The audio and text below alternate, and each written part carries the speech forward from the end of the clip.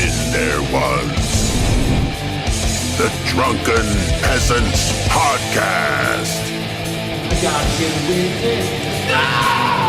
Say, man, you got a joint? No, not on me, man. It'd be a lot cooler if you did.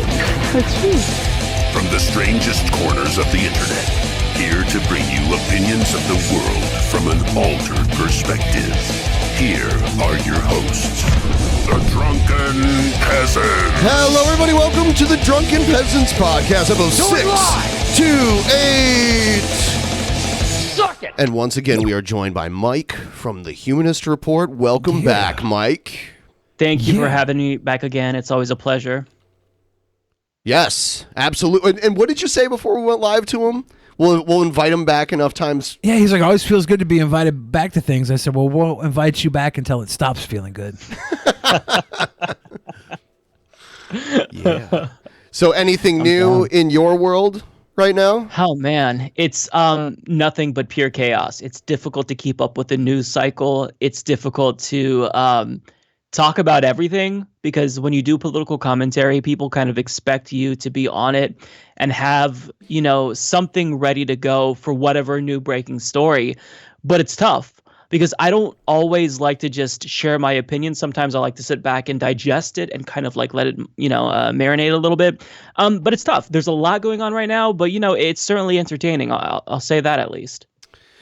Yes, absolutely. I was watching some of it unfold yesterday with regard to the whole Trump thing, which we'll get into the Trump impeachment whistleblowing fiasco. There's thinking about so many layers to that. yeah, we will get to that. I was thinking about doing a YouTube news channel as well, and just upload other people's clips with a Snapchat filter over their face, so they get the curls and the bandana. People will just think it's me. Like Tim Pool uploads, boom, funny. Curls and bandana uploaded to my site. You upload, I'll steal your stuff. I'll steal fucking Joe Rogan podcasts. I'll have my head on whoever Joe Rogan's talking to, or Joe Rogan. That can actually even better. Be successful. I know back in 2016, a couple of people stole my videos and uploaded it, and one of them got like quite a bit of views, and it was like monetized and whatnot, and I didn't realize it until somebody else showed that to me, and I'm like, I reached out to them like, hey, could you like not monetize it at a minimum? Because like I'm kind of losing money from this, and you could just it was claim like a really long, like it was a 15-minute long video where just I put claim a lot the of effort video. into it. You get all the payment. Claim the video.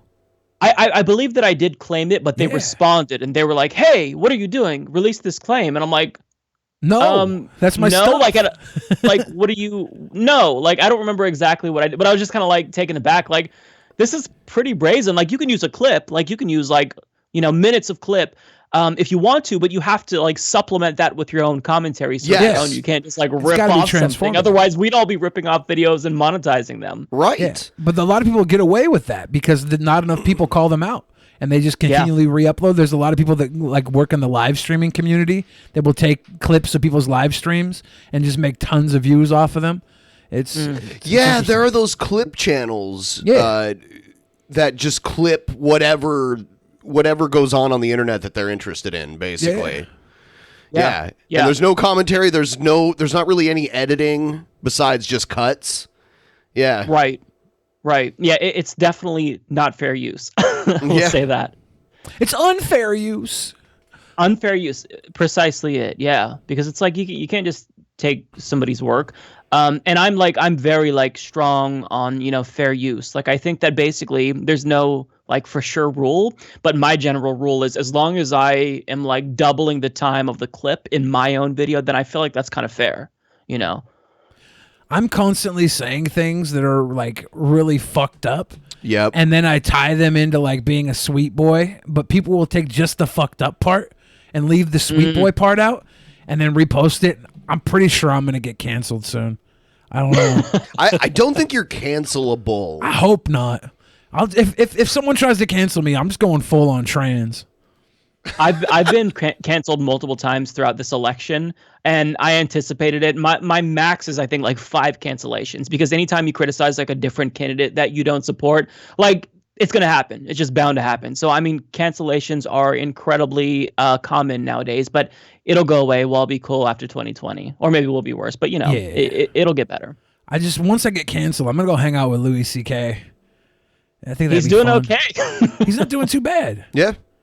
Yeah, standing ovations and whatnot. I'm not sure if you saw the video from Some More News. He did a big video. It was like 30 minutes long on cancel culture. It was so fascinating. And he broke it down in such a great way that I hadn't really thought of, that cancel culture isn't really a thing. Like, for random people on the internet, that's problematic. Like, if we're going through somebody's like Facebook posts from 10 years ago and they work at Target and we get them fired, that's an issue. But like for celebrities, they're not really like getting canceled. It's more of they are losing a gig because of something that they did, and we're kind of learning to adapt to, consequences now with social media. But I mean, in terms of like normal people, it's not so much a thing, and it's kind of overblown. And I thought it was hilarious as well. Like, he touches on everything, and I think he does such a good job. Yeah, it's not so much a concern for normal people who have normal jobs. I would agree there. Definitely. It does happen. I mean, like the thing that happened to Pro Jared, I don't know how much you looked into that, but they totally destroyed that guy. And then whatever, the hate against him was so huge that any rumor about him was instantly believed if it was negative. So then the whole, he was sending dick pics to 14-year-olds or whatever, that sort of stuff started coming up. I saw that from the H3 podcast. They covered that. And the what's his name?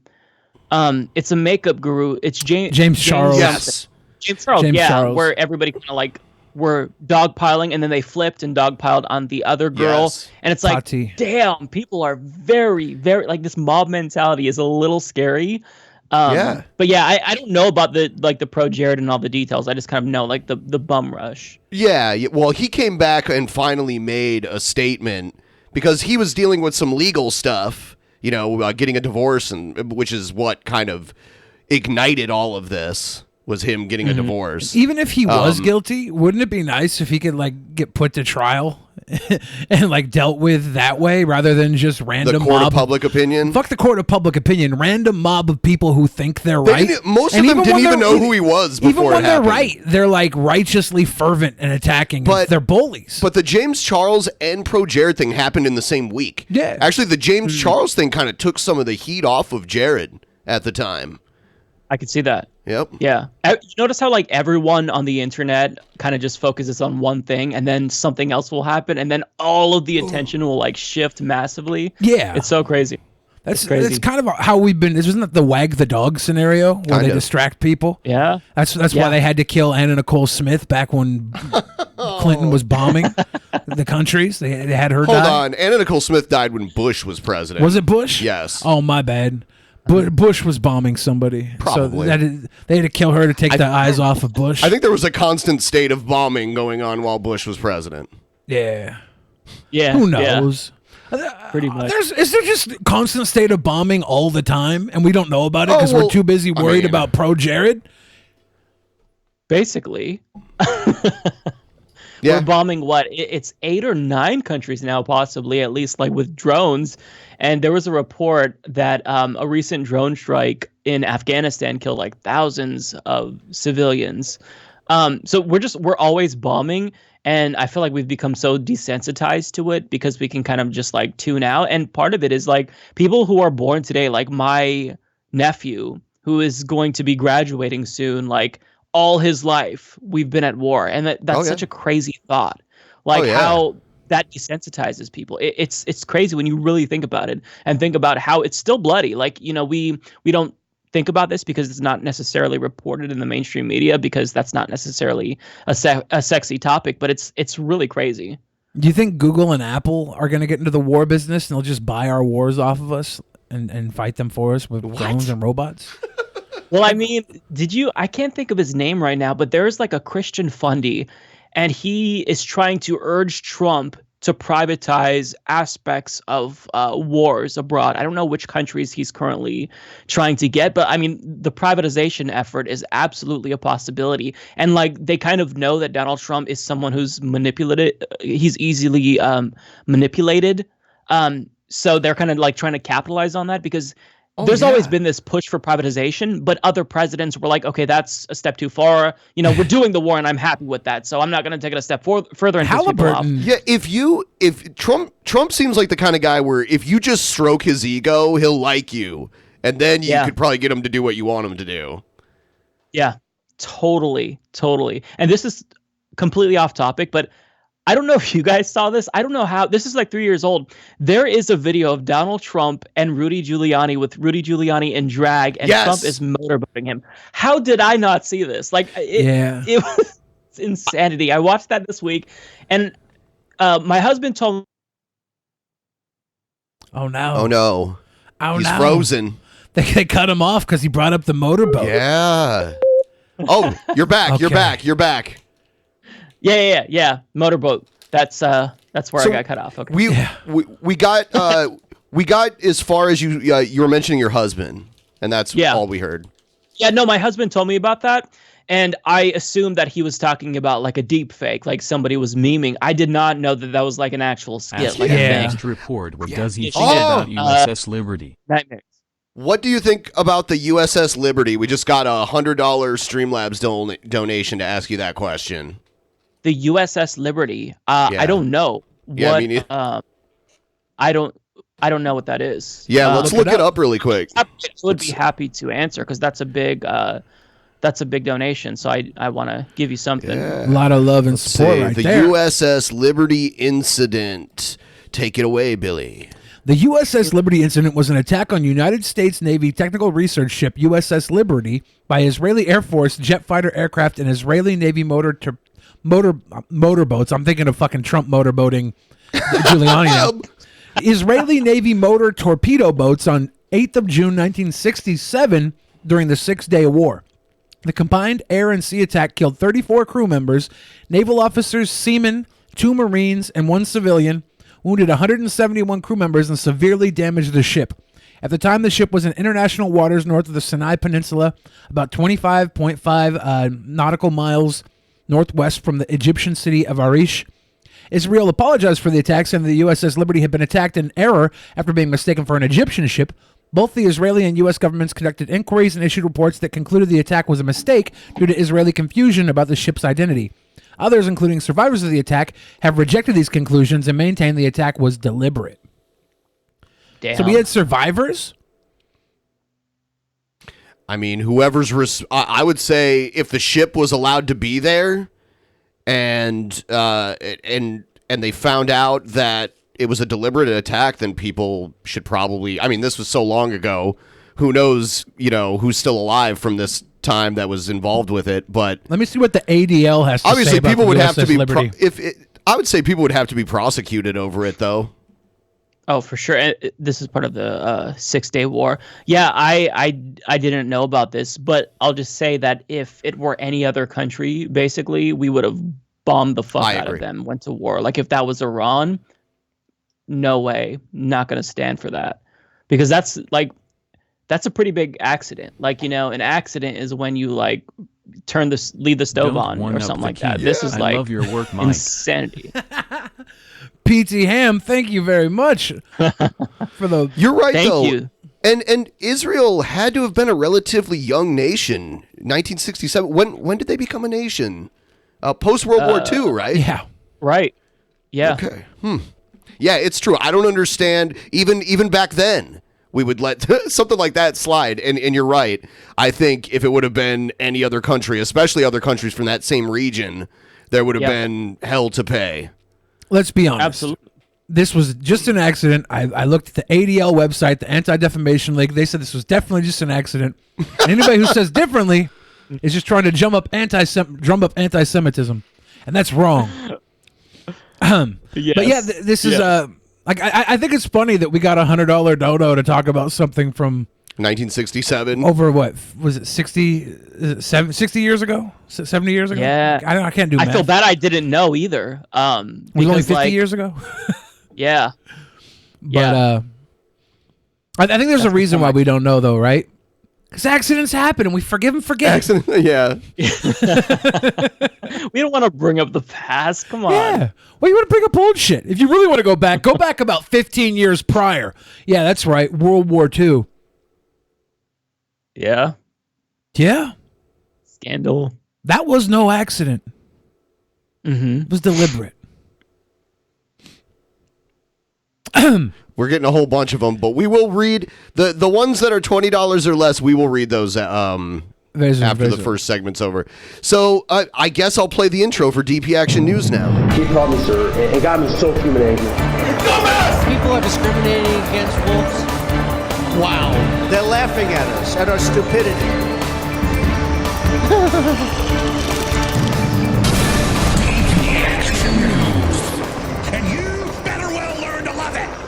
Do you have anything else from the ADL on the news segment today?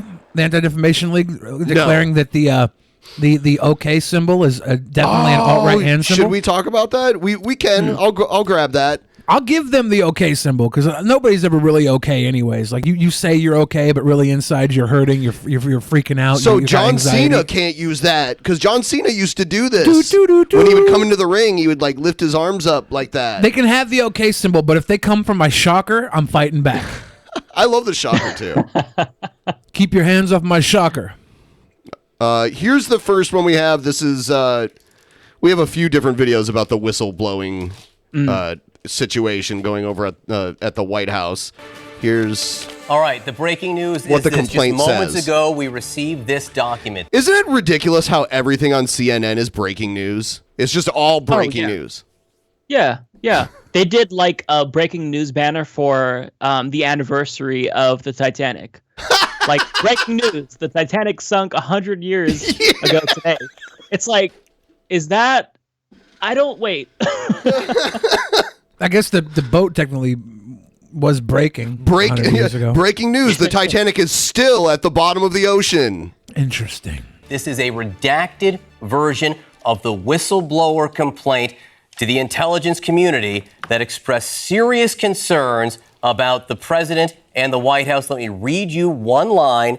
In the course of my official duties, I have received information from multiple U.S. government officials that the president of the United States is using the power of his office to solicit interference from a foreign country in the 2020 U.S. election. It goes on.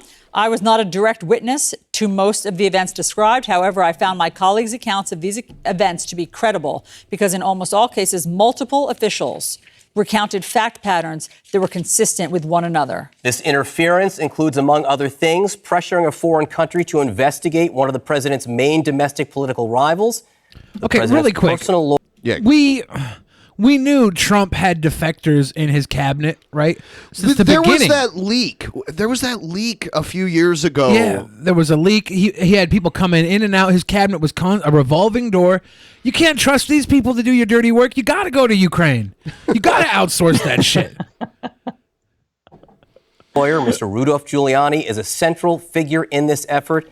Attorney General Barr appears to be involved as well. About that phone call, very quickly, multiple White House officials with direct knowledge of the call informed... Are we going to find out who the whistleblower is? I'm guessing not, so there can't be any retaliation against them. There was a while where they said that Pence might be connected because Pence used a similar word that the whistleblower used a couple years ago.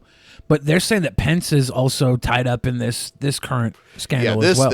Yeah. So... I believe there was a report from the New York Times. I haven't read it because it just came out before we went on here. It's a CIA official. I don't know if they have like a name, but it's someone from the CIA. Reportedly, anyways. To me that after an initial exchange of pleasantries, President Trump used the remainder of the call to advance his personal interests. Namely, he sought to pressure the Ukrainian leader to take actions to help the president's 2020 re-election bid. All right, let's go to Lauren Fox, who's outside the hearing room. We're waiting to hear from the Director of National Intelligence. This is the document we've been waiting for. Lauren, you've had it for a few minutes longer than we have. What jumps out at you?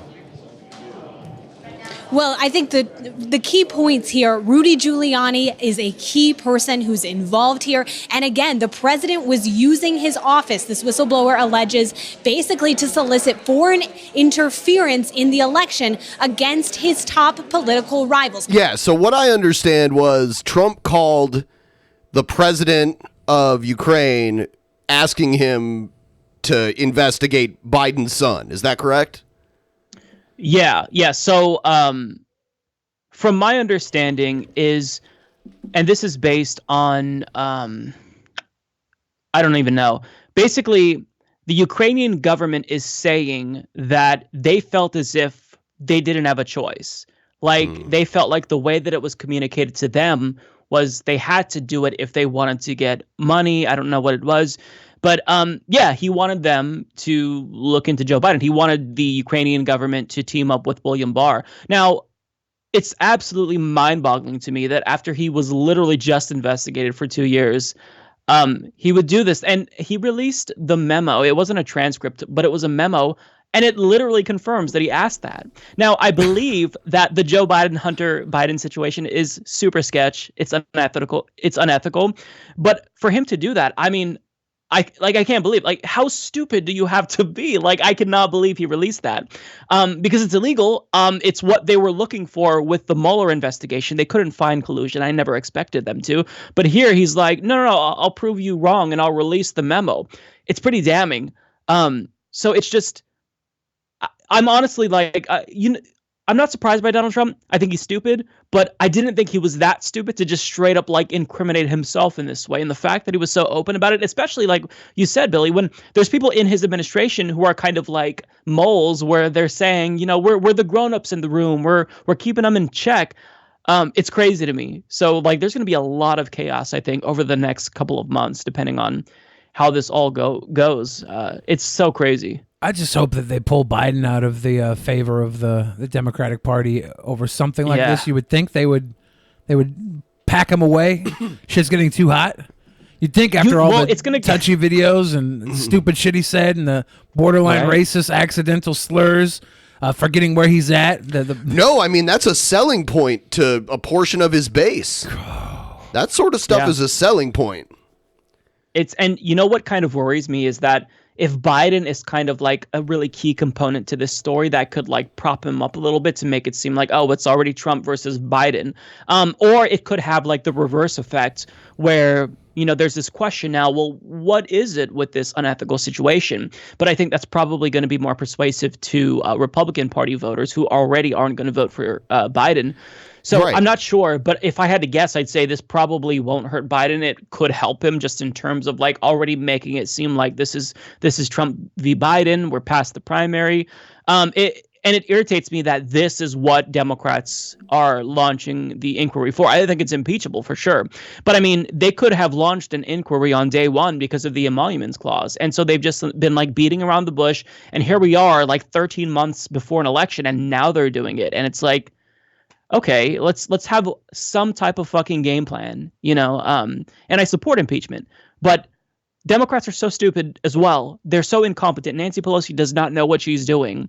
Yeah. And it's a shit show. It's just a fucking shit show. And it's so frustrating. Yeah, we have some footage of Pelosi here. Here she is. I respect the role of the president is to speak to foreign leaders, and sometimes... Is she slurring her speech? Does she... I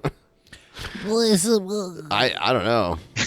They're... Get something out of the candy dish, have baby. A level of confidentiality that is appropriate.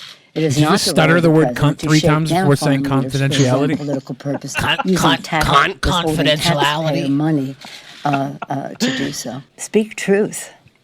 Speak truth, but no truth. Fuck truth. Truth doesn't exist anymore. You dumb bitch.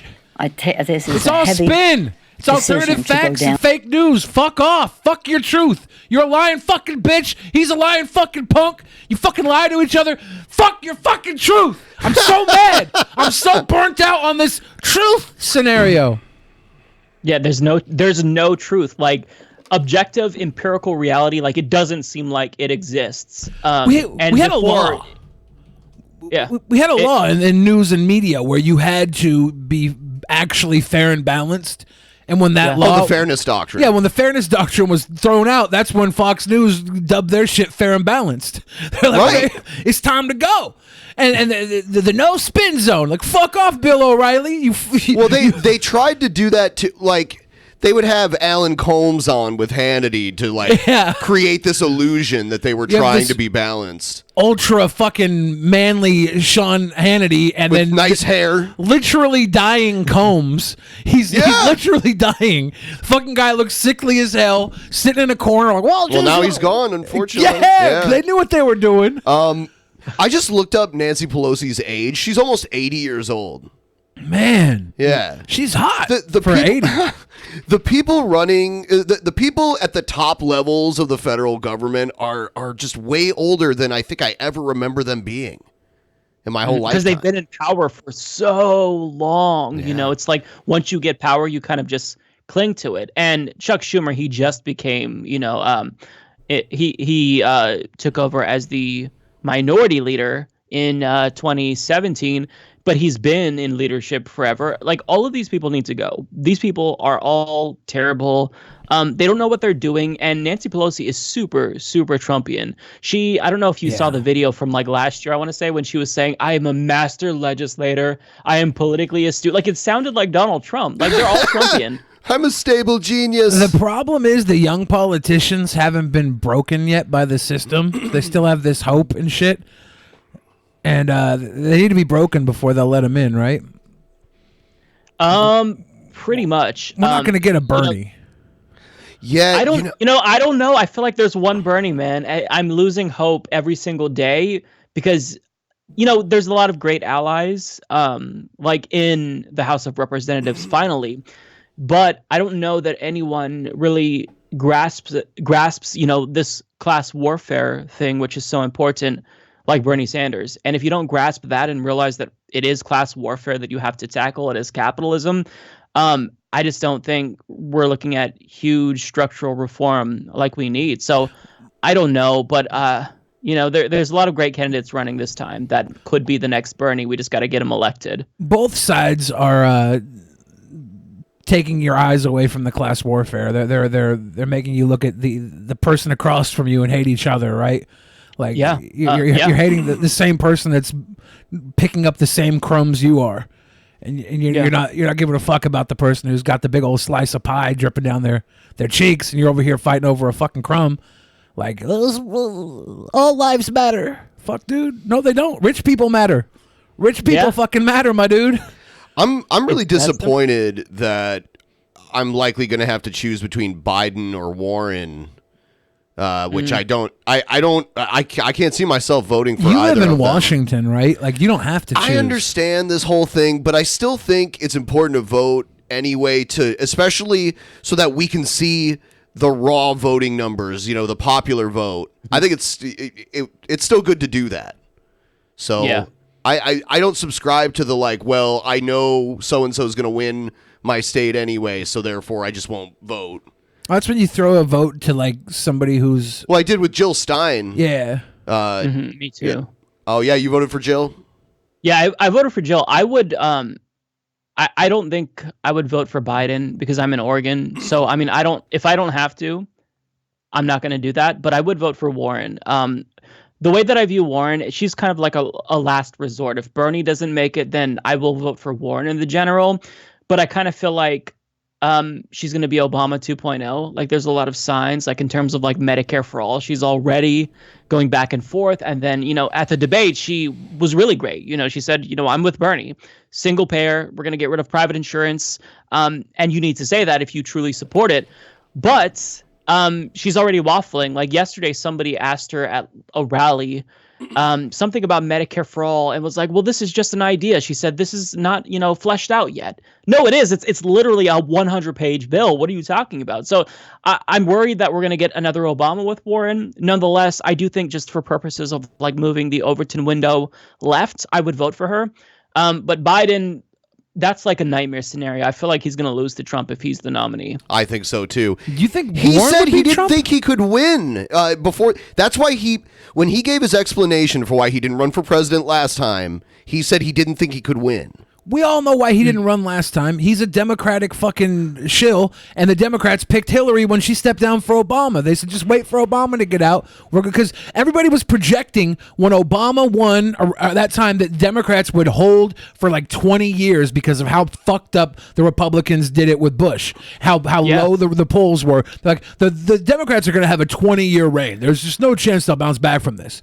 And 8 years later, we got Donald fucking Trump, who I thought was a fucking jobber. I thought they put him up against Hillary because like it's going to raise his stock. He's going to be the reality star that almost won the presidency. He's going to shake Hillary's hand afterwards because he donated to her multiple times throughout his New York fucking uber elite existence. Yeah, he's been they rode the same fucking Lolita Express together. They went family style on some fucking preteens with Epstein. They don't give a fuck. Okay, so I'm looking at this polling data. I know some people that don't believe the polls at all. I think they you have to. I think they carry some weight, but obviously they've been wrong before. And this is my view on polling. One poll in and of itself, you want to be super careful because you never know. Like I took a lot of polling methodology classes in my grad, and it is the most confusing shit ever, and you have to be super rigorous. So I have respect for people who do polling, but this is the way that I evaluate polling right here. It's this aggregate polling data, because when you take all the polls, that does tell you something. It's not everything, right? It's a snapshot. It tells you who is likely to vote. We don't know if more young people will come out, but I think it's important, and it's better than nothing. Like we need some type of gauge as to how it's going, and that's interesting. I haven't looked at it in a couple of days. Warren is running away now, which is interesting. And Kamala Harris has dropped all the way down below Buttigieg. I saw a poll where Andrew Yang had 8 points. Yeah, Andrew Yang is actually he could pass Kamala. There was one poll from California that showed him beating her in her own state. Yeah.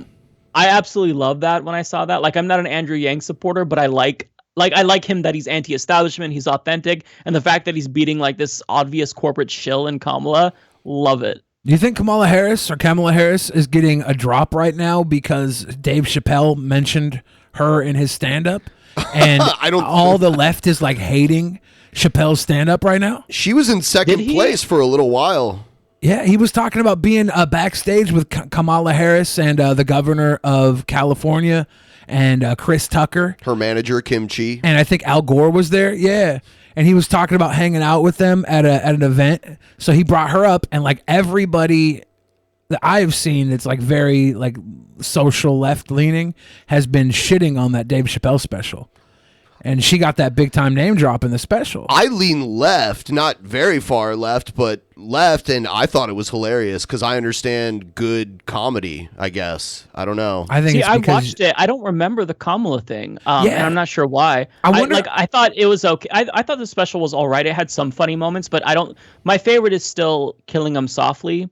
Like, I thought some parts of it were boring and like overdone, and just the helicopter joke was super it's a version of the helicopter joke with the trans thing, and I'm just like, really, that's the same fucking joke. But I don't remember the Kamala reference. I don't know why. The Kamala reference might have been on the after show. Like they had a bonus after episode that he did. It was like a Q&A. I think that's what it was. I didn't watch that. Q&A after the Broadway, so it was just after the main special.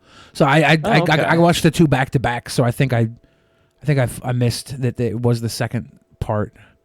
Now I'm curious. You know what I think the Kamala drop is for? I don't know if you can see the dates there. But we can. As soon as that second debate happened, Tulsi, I think, single-handedly killed Kamala's campaign because it was just a downward spiral.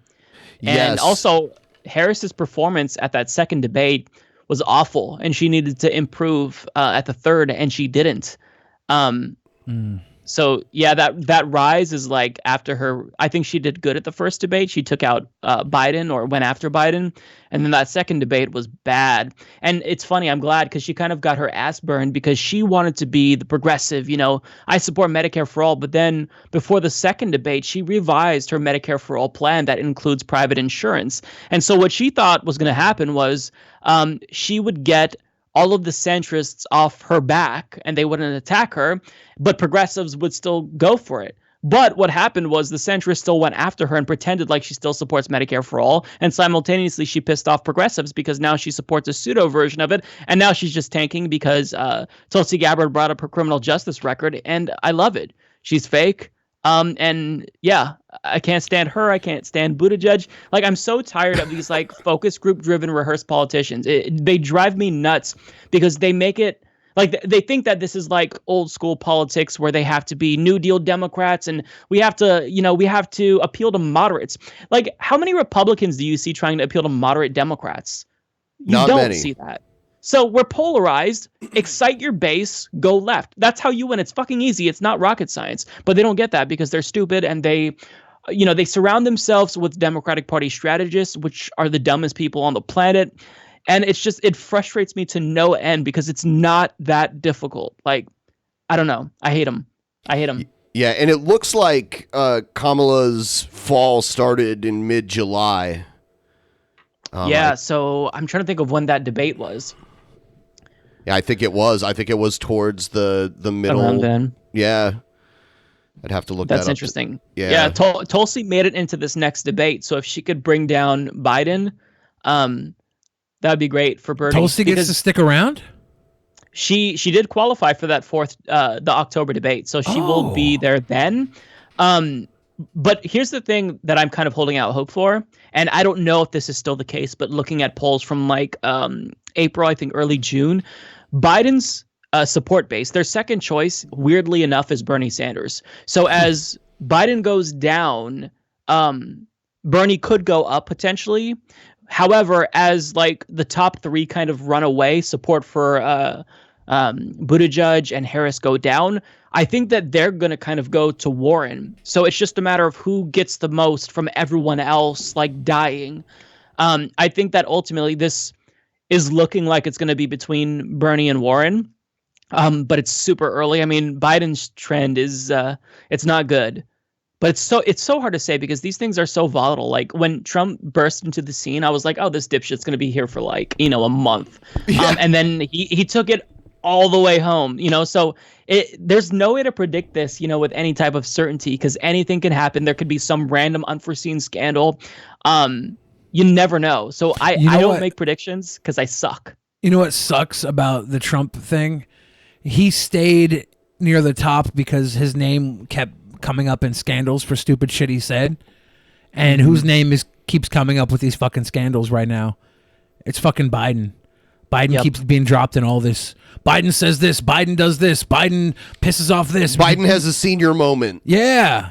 That sounds a lot. We're subliminally getting pushed Biden in every fucking corner for the bad shit he's done. And that's going to stick to the people who, when it comes time to poll, these old ass assholes that answer their phone during Matlock hours. Well, that Biden, I hear a lot about him. Yep. During my Ovaltine commercials. So right. No, you're 100% right. And you know what it is though, is the establishment and like this elite class.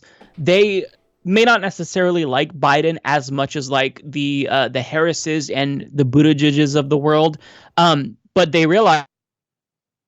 Oh no. Oh no. Oh no. Hey. He's back. All right, you're back now. Oh, sorry. It's okay. No problem. I don't know where I stopped. Or where I was cut off, I mean. You were talking about Buttigieg, I think. Right? Okay, so basically I think that like these media pundits and elites, they would prefer Harris or Buttigieg to Biden, but it's either going to be Biden or Warren or Bernie, which they don't want. And I think that what's interesting is the media kind of propped up Warren for a while. And I feel like they didn't realize they did that because they wanted an alternative to Bernie, because even though they don't really prefer Warren, they still realize that she's a better bet for them than Bernie. But that kind of bit them in the ass because now she's surging, so I don't know. I feel like they're not going to have a choice. They have to go for Joe Biden, but he's terrible. He's doing a really bad job. And you know what? I don't even think his campaign would be okay with all the media coverage that he gets, because their strategy is to literally hide him away and not attend as many events, because they know that whenever he talks, his favorability just plummets. People do not like him, and it's because he's a bumbling idiot. And also, like, there's this component, like, I think that in general he has no like sense of like where the people are at, where the party's at.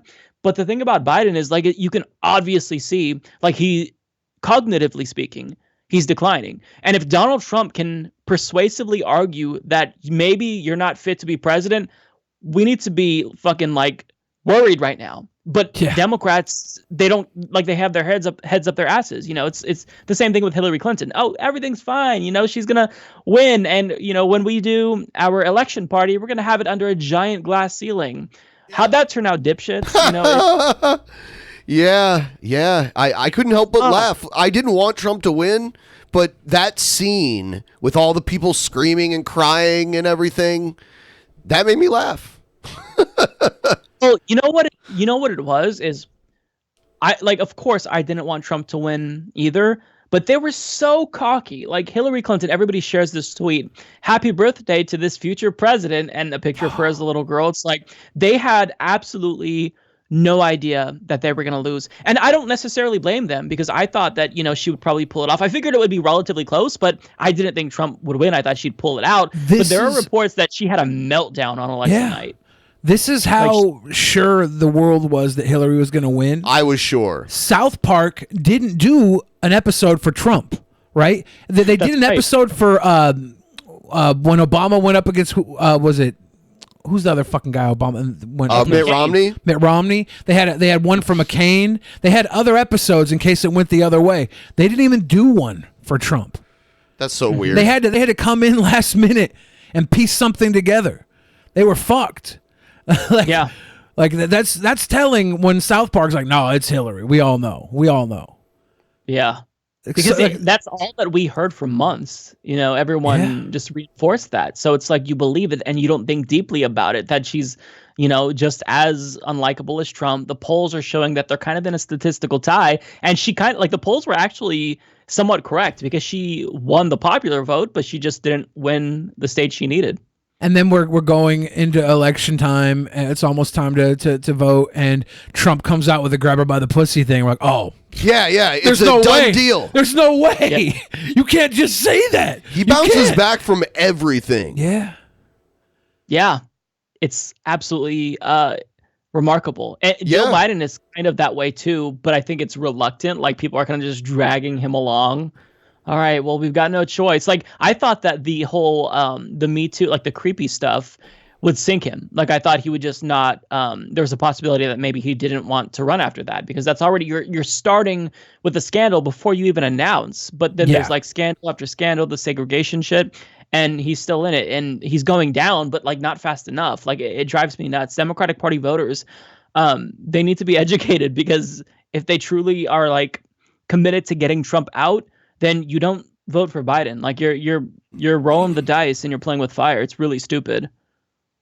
Yes, I agree. And I believe there was a lot of polling before the last election that said Trump probably would have lost to Bernie if they had ran. By double digits overall. People were excited about Bernie. Some people were excited about Hillary. Like moms, liberal moms loved Hillary. But liberal moms also like Trump, because he's daddy. It's hard. I don't know. They love daddy. So I think we'll shift over to what Billy mentioned earlier. The hand symbol, the OK hand symbol, is now registered as the ADL has said it has been appropriated by the alt-right. It has been taken. Jeff Holiday. It is not okay.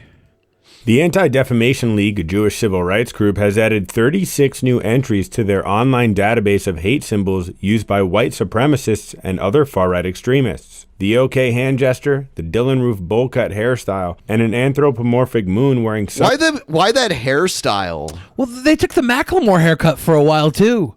What? The fucking alt-right took the Macklemore haircut. That's why Macklemore had to ditch it. Sunglasses are just a few of the new symbols added to the list, which includes around 200 entries. The database was created in 2000 to help law enforcement officers. So are they going to take the emoji off of YouTube because of this? I think they should replace it with the West Side emoji. West Side instead of the okay? Yeah, just everybody throw your dubs up. Is John Cena going to stop using it? He'll start throwing up West Side. For wrestling. But he's from Boston. It's for wrestling. The W is for wrestling. Cool officials. You flip it upside down, it's for M. My name. Yeah. The Miz. Yeah. Via E. And anyone else recognize signs of extremist activity. The OK hand symbol started as a 4chan trolling campaign to make people think the hand symbol formed the letters W and P for white power. After Why'd they Brenton get the Tarrant fucking killed 51 Nummy people- Gummy from Gummy Bears to narrate this? Well, I got the gummy berry juice. The alt-right. The gummy berry juice. The alt-right. At mosques in Christchurch, New Zealand, he reportedly flashed the OK symbol in court. The Dylan Roof bowl cut was added after Roof's bowl-style hair became an avatar for extremists. Roof is a Oliver white Tree's bringing it back. I wasn't aware of this haircut. It's like Mo from the Three Stooges haircut. I had this haircut when I was like in 6th grade. Yeah. The bowl haircut / penis dome. Yeah, I'm lucky I had curls. It wasn't an option. I probably would have had that. Yeah, I had haircut. one like this too when I was a kid. Yeah. Who shot and killed 9 black people in 2015 in Charleston, South Carolina. Logos of white nationalist groups were also added to the list, including the logo of the Rise Above movement, which had 4 members plead guilty to attacking counter-protesters at the Charlottesville rally. Yeah. Oh, by the way, everyone, if you're watching right now, please like the stream. That's one thing you can do easily that helps the stream out. Also, we're doing our Patreon private show tomorrow for all of you who are patrons $5 or above. You'll catch that tomorrow. What else? What else we got? What if Billy had a mullet? I did have a mullet for a while. Did you? Yeah, a little fat kid curl head mullet. I look like mullet. Kenny Powers from Eastbound and Down. A little sicko. Something wrong with me. So we didn't get to talk because we did the whole G-Man and Hannibal and Monty thing last time. We didn't get to talk about what is it? Greta Thunberg. Oh yeah. Yeah. Did you see how Magog and Jeff Holiday got into a fight over it? Really? On Twitter, a Twitter fight. Cute. And they're not friends anymore, I don't think. I saw Magog say he made a tweet where he's like, I deleted the original tweet, but I don't know if Jeff and I will ever see eye to eye. Yeah. And it's like, I don't know if you and Jeff ever saw eye to eye. Like, I do think you two would love to hang out at a castle somewhere and drink together. Yeah. It sucks that that's not going to happen now. But, I mean, you don't need a 16-year-old girl there to do that. So, if you could argue about a 16-year-old girl who thinks that climate change is an important issue. Oh, this is the best thing I saw on Facebook. There was somebody that posted, if you're going to take global warming advice from a 16-year-old girl, then you can't get mad at Jeffrey Epstein for dating one. Really? And I'm like, that's your platform you're going to win on? Man. That's the one you're going to run on here, conservatives? Yeah, that's messed. Oh, Got shit. It didn't play. Let me get it really quick here. That's a really piping hot take. Damn.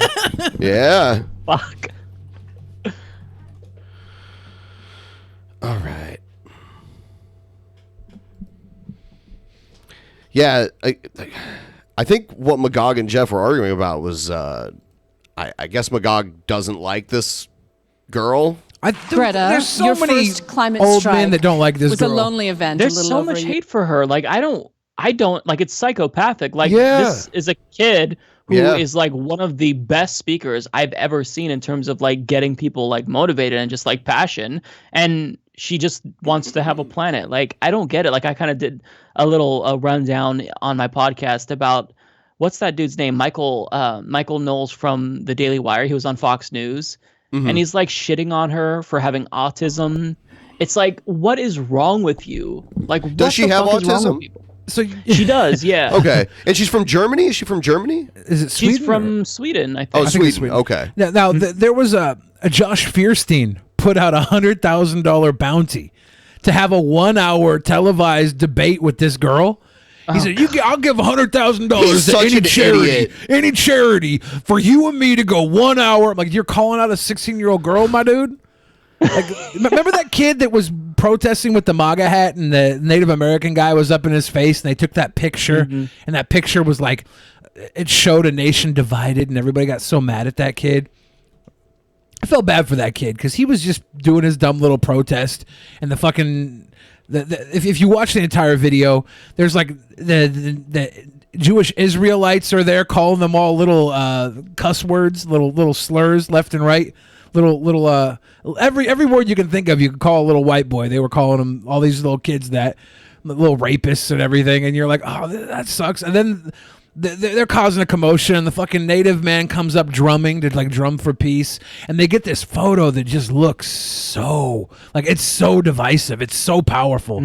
This little MAGA twat looking in the face of an old Native American man, and this kid had to carry the fucking weight of the world on his back after that because he's a smug little prick. But wasn't it like misreported, or am I remembering? I mean, that it definitely was misreported to an extent, but weren't the black Hebrew Israelites there to cause trouble? Well, yeah. Aren't they the ones that really? That's what they always do, right? But all we got was this one perfect photograph of a MAGA hat snot-nosed twat staring down Chief Strongcock as he's banging his drum in his face. I'm pretty sure the chief got really close to him, and I don't know. No, he did.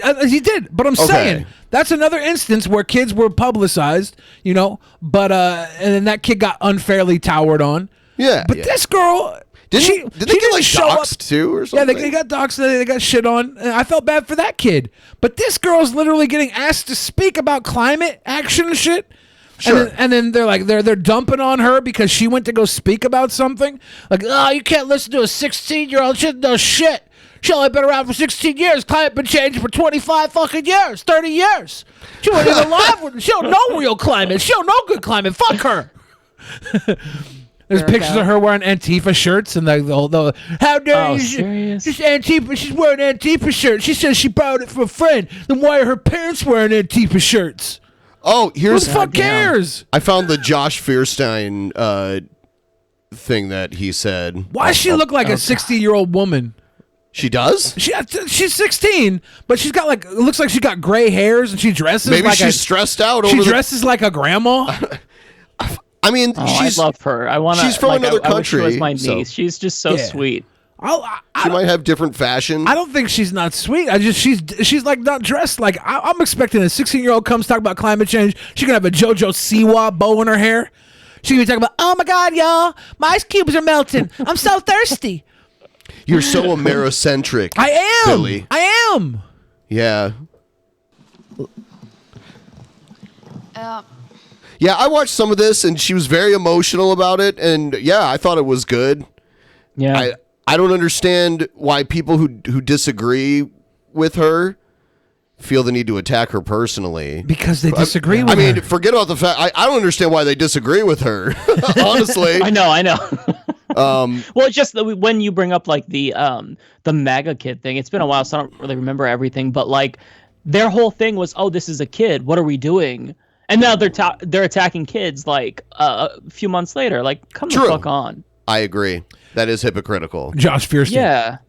Greta Thunberg, I'd like to formally offer you a $100,000 donation to a charity of your choice if you're willing to engage in an hour-long televised debate with me. Who wants to see this? Hashtag share if you want to see this. Look at this too. He picked a horrible, like, awkward kind of pause of her. Yeah, where she looked like Smeagol on the cover of a Swiss Miss hot chocolate packet. Yeah, and he's using like his headshots. And he still looks like a fucking Diner Hershey Drive-In and Kiss. Dive ripoff. Yeah, he is a Hershey Guy Kiss. Fieri Hershey Kiss. He looked like a Oompa Loompa that crapped out of Willy Wonka's asshole. Why is it that they always want to debate? Like, they always want to fucking debate. It's like, oh, well, this person, debate me. But then when somebody wants to debate them, they don't want to debate it anymore. Like Candace Owens. Like, did you see when she was trying to debate AOC? And then Kyle Kulinski was like, hey, let's debate, Candace. She's like, oh, my sister's wedding. You're lying. Like, I don't know if you saw the Twitter spat. That was hilarious. There's a clip of her answering a question that she doesn't really understand, and she sounds very uncertain about it, and she's like puts it off to the rest of the panel, and people are passing around like, this is what she sounds like without a script. And it's like, who the fuck cares? Who the fuck cares what she sounds like without a script?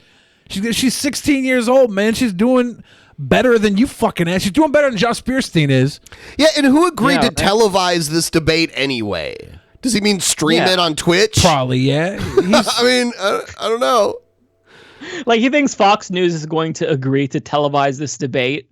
Like, what? Nobody cares about you. A debate between a 40-year-old man and a 16-year-old autistic girl?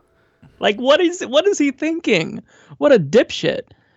And if let's say, hypothetically speaking, she agreed, she would destroy him. This guy is a fucking idiot. He's the one who was outraged about the Starbucks cups, right? Yes. Yeah. Outraged about anything that Christianity can sink its claws into to make it look like they're being persecuted. If it comes down to a Starbucks cup, he'll fucking cry about a Starbucks cup. He'll cry about anything. She's concerned with climate change. He's concerned with the color of Starbucks cups and if they're erasing Jesus. Like, come on, man, you're a clown. And for him to use this picture of this girl, like, this is probably the worst picture he could find of her. Right. It looks like he just picked an awkward screenshot.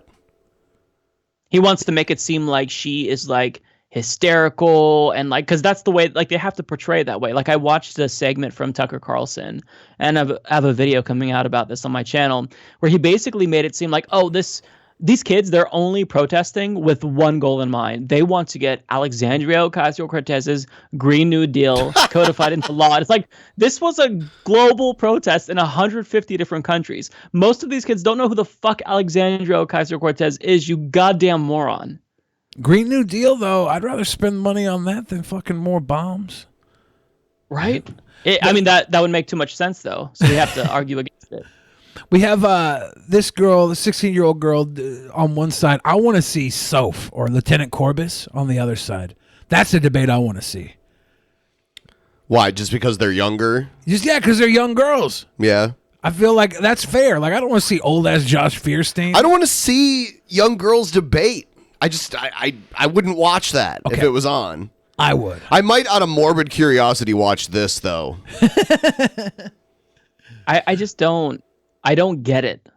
Like, that's so weird. And honestly, a little bit creepy for like a middle-aged dude to challenge a teenager to a debate. Like, and what are you even going to debate? Like, are we just starting back to whether or not climate change is real? Are we talking about like implementing different types of mitigation and adaptation policies? Like, what are you going to talk about? Like, what is the point? Like, what a moron. She should just show up prepared to like question him about when dinosaurs existed. When Jesus rode on dinosaurs. Yeah. Do you really think Jesus had a fucking velociraptor in his crew? Did someone just paint over that on the Last Supper? Was there a fucking raptor back there sitting with Jesus eating soup? Did Noah bring a T-Rex onto the ark? 2 T-Rexes? Yeah, right? That's why we don't have dinosaurs anymore. They all fucking ate each other on the ark, and there was only one male of each species left, so they had to do gay dinosaur stuff until they went extinct. Can't help that. Every time I search for Josh, I see that I see this picture of him where he has his little kid, his little son with him, and his son's holding a gun, a handgun. Nice. And his son looks pretty young too.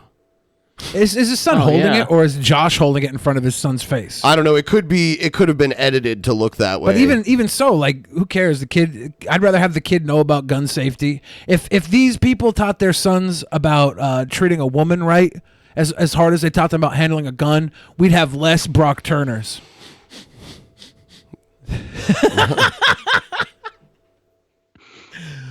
I don't know. I feel like if you are going to have guns, it's better to teach them about gun safety than to not. But I feel like he's just like trying to, you triggered libs? Like, look at my little kid's 3 and he's holding a gun. You triggered. Yeah. Like, I feel like that's all, like, it's a one-trick pony, like, situation with all of these conservative YouTubers. And, you know, fundamentalism isn't as popular as it was, like, in the early 2010s. So they have to, like, mix in a little bit of Jesus with a little bit of Trump. And it's stupid and cringeworthy, especially if you're, like, a middle-aged man. Like, get a life. Well, he is actually, he's the first ever recorded human being to be born by 2 biological men. And one of them is Kevin James and the other is Fred Durst. I was going to comment on the backwards hat, but that captures it. Yeah. You know? Oh my God. Yeah. Someone else sent me this video. Where is it? So this is a Fox News clip featuring my favorite Fox News host, Dana Perino. She is my favorite. She's wonderful. Well, yeah, accidentally. They didn't intend it, so I guess it was leaked. But she's almost 50 years old, by the way. Dana Perino? Yeah. Is she really? Yes. Christ. She worked for George W. Bush. She was his press secretary. Yeah. She's going to age better than Nancy Pelosi. Accidentally, they didn't intend it, so I guess it was leaked. But I think, just listening here, I think, boy, those talking points, they've made the rounds because the reality is... Wait, what does that mean? Whoa. What does that mean? Are you saying that I got talking points wrong? Yeah, so they basically admit here that they have talking points. No, you got to answer. You got to answer to the accusation. You're telling me I was told what to say about the White House? They're all around. But here's the problem. You had a whole day to talk. You didn't have to. Let's get Katie in. At least she has something to say that's original. Here we go. Asking a foreign government to investigate a political rival is illegal. It's illegal. Okay. It's a violation of the Constitution. Did you get that from Media Matters, Juan? And the constitutional oath is that the president... So he basically, it's funny because they always have like one left-wing guy to argue with all the right-wing hosts. And he basically just said that he knows that they get talking points from, the powers that be over at Fox. Yeah. They get talking points directly from their producers. And it's the same advertisers that contribute to the Republican Party. It's a big circle jerk. Like, for them to deny it and act like they're so outraged, like, of course you get these same fucking talking points. But they didn't deny it, right? They just said, you think we have talking points? You think we have talking points? You think we have talking points? And then he wasn't going to answer because I'll never get asked back. He's been there forever, too. I always wonder about the liberals that work at Fox News and what that's like. Yeah, that's got to be brutal and demoralizing, and I don't know why they do it. The check's got to be good because I would not put myself through that bullshit, especially with Jesse Waters and Greg Gutfeld. Like, these people are so stupid, and I don't know what the girl's name is to Juan Williams' right, but she is probably the worst Fox News host. Like, she is straight fucking stupid. Oh, the one on the far left?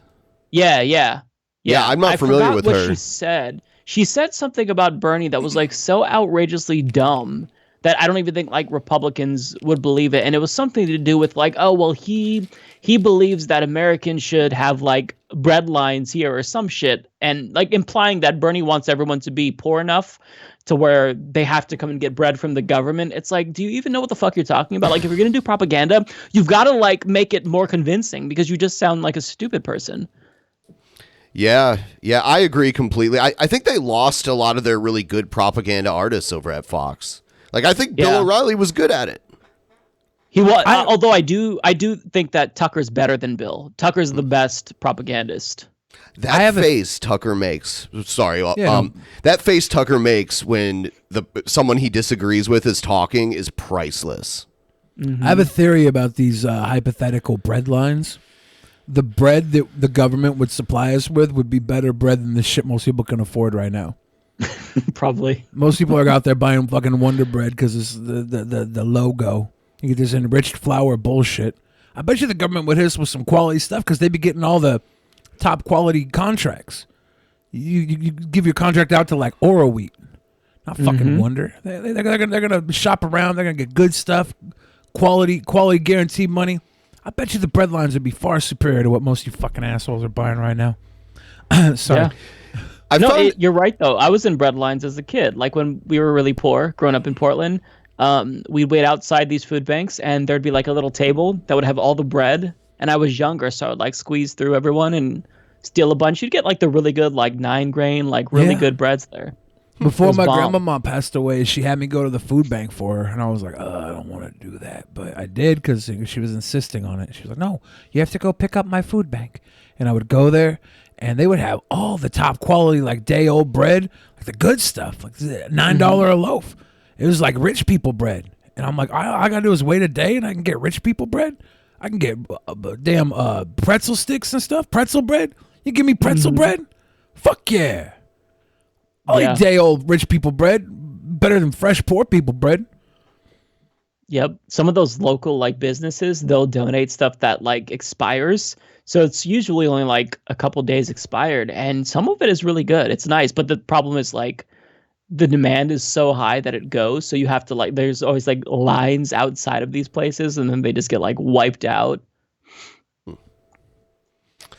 Someone else sent me another Fox video. And this one, you can see their bias in this one too. I think this is Fox Business. They're running a story about this police department that uses Teslas. Here it is. Dow Industrial is now down 59 points, about 0.25%. We're at 26,900. Now that story about the Tesla police car. Yes, indeed, it ran out of power while pursuing in a chase of another car. See? Electric cars are bullshit. And they're letting criminals get away now. Dude, why they got to come after my vape car? They have to call Leave off the vapes chase. and They had vape to call cars off the alone. chase. Okay, this was in Fremont in the Bay Area. Police officer picked up his Tesla to start his shift early afternoon, and we need to point out it was not fully charged. This chase of a suspect's vehicle began at 11 o'clock at night, so the battery was definitely run down. He had to call in on dispatch to say, I've only got 6 miles of battery life left. I have to pull out of this chase. There were other cars, combustion cars, that were in the race. However, the actual suspect... Good old American combustion engine cars. So because somebody didn't charge the car, we got a news story now? Yeah. Some asshole forgot to plug in the fucking Tesla? It's them taking the opportunity to bash electric cars for some reason. I'm pretty sure by the time we get rid of combustion cars, we're going to have enough model cars on the road that there'll be enough that are charged. We'll be okay. Yeah. Fuck, we got Big Brother anyways. Why do we even chase people? Just send a fucking drone out after them. Face tag their ass. Follow them home. Get them in their bed when they're asleep. Wake them up in front of their children. Make them really regret going home that night. Fuck it. Car did get away. They Big found Brother's it abandoned. watching. But bottom line is, despite that, the Fremont Police Department, who's piloting this, giving it a go, says they love the car. It's meeting or exceeding their expectations. In other words, should have had the car fully charged when he began his shift. But hey, Yeah, in other words, exactly, you dumbass. In other words, yeah, charge the fucking car. In other words, we just want to talk shit about Tesla because the stocks are all dropping. Fuck off. Electric cars are cute. I got this other one here. Florida cop fired after arresting 6-year-olds.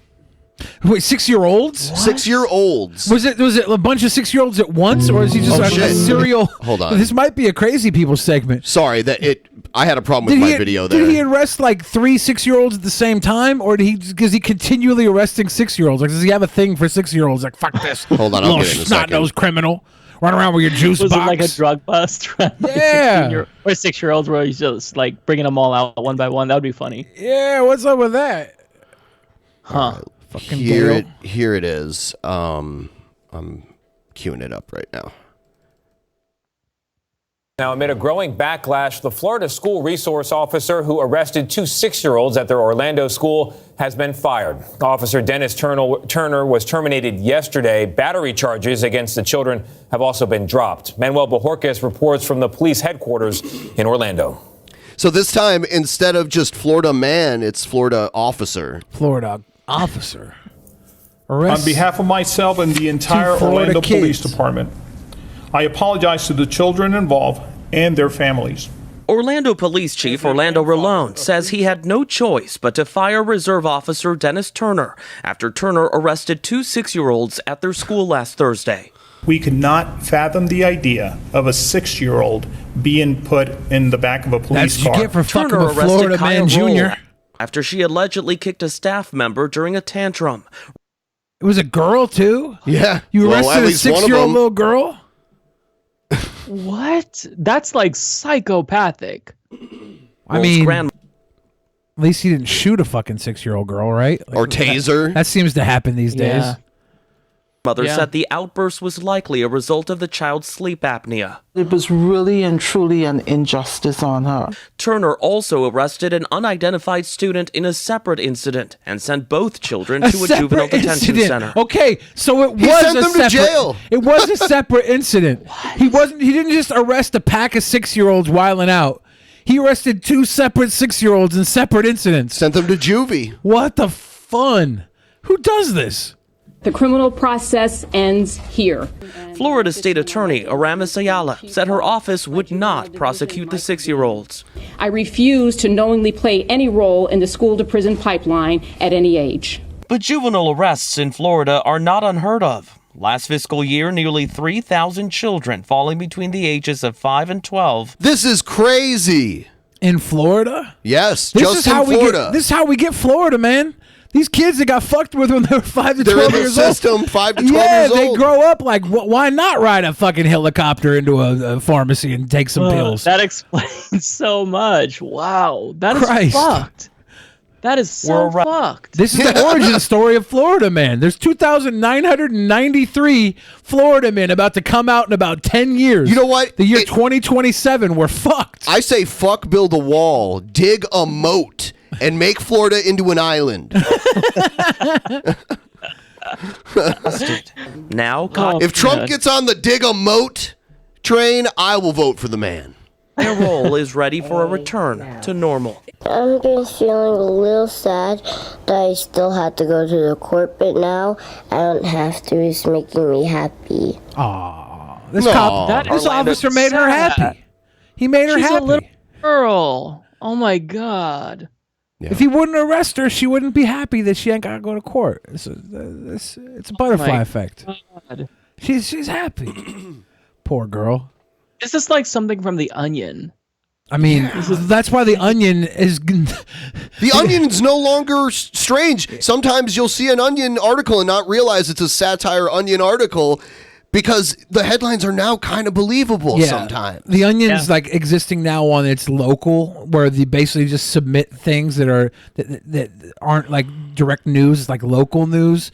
But then it's like local bar embraces alcoholism for their new tourist initiative, and it's like really dumb shit because I think the people submitting it write it, but it's gone because everything right now is The Onion. Everything. Yeah, satirical content can only thrive when reality isn't like that weird and when things are normal. That's crazy. Exactly. That's exactly why true. I forgot who I was talking to about comedy, where my whole thing was, I don't understand how comedy isn't like blowing up right now, especially with Donald Trump as president, because if you just step back and think about it, like he really is a fucking lunatic. Like his hair, like he's orange, and I know Orange Man bad, but I mean, like, you should be able to clown on the idiots that we have in power, but it's in and of itself, it's funny. It's comical to just watch it play out. So there's really no point in comedy. Everything is comical. And nobody really wants to laugh at Trump. The people that hate Trump are like, you just bring him up and they get their Trump derangement syndrome triggered. But then people who love Trump, like, you can't laugh at him. He's the president of the United States. So like there's this middle ground where people are just tired of hearing about him. So if you tell a joke about Trump, you're like, Christ, more Trump? There's a huge portion of Stephen Colbert's material that's Trump-based. Yeah.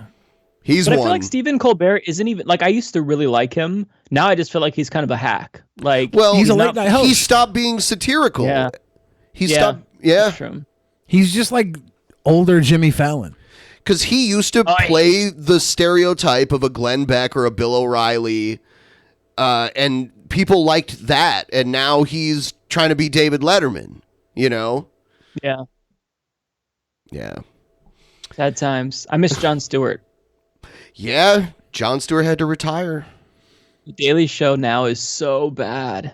Yeah, I've only watched it a few times. I don't think Trevor Noah's terrible, but I don't watch the Daily Show. I like Trevor Noah. Not enough to watch him, but I like him. Yeah, that's what I'm saying.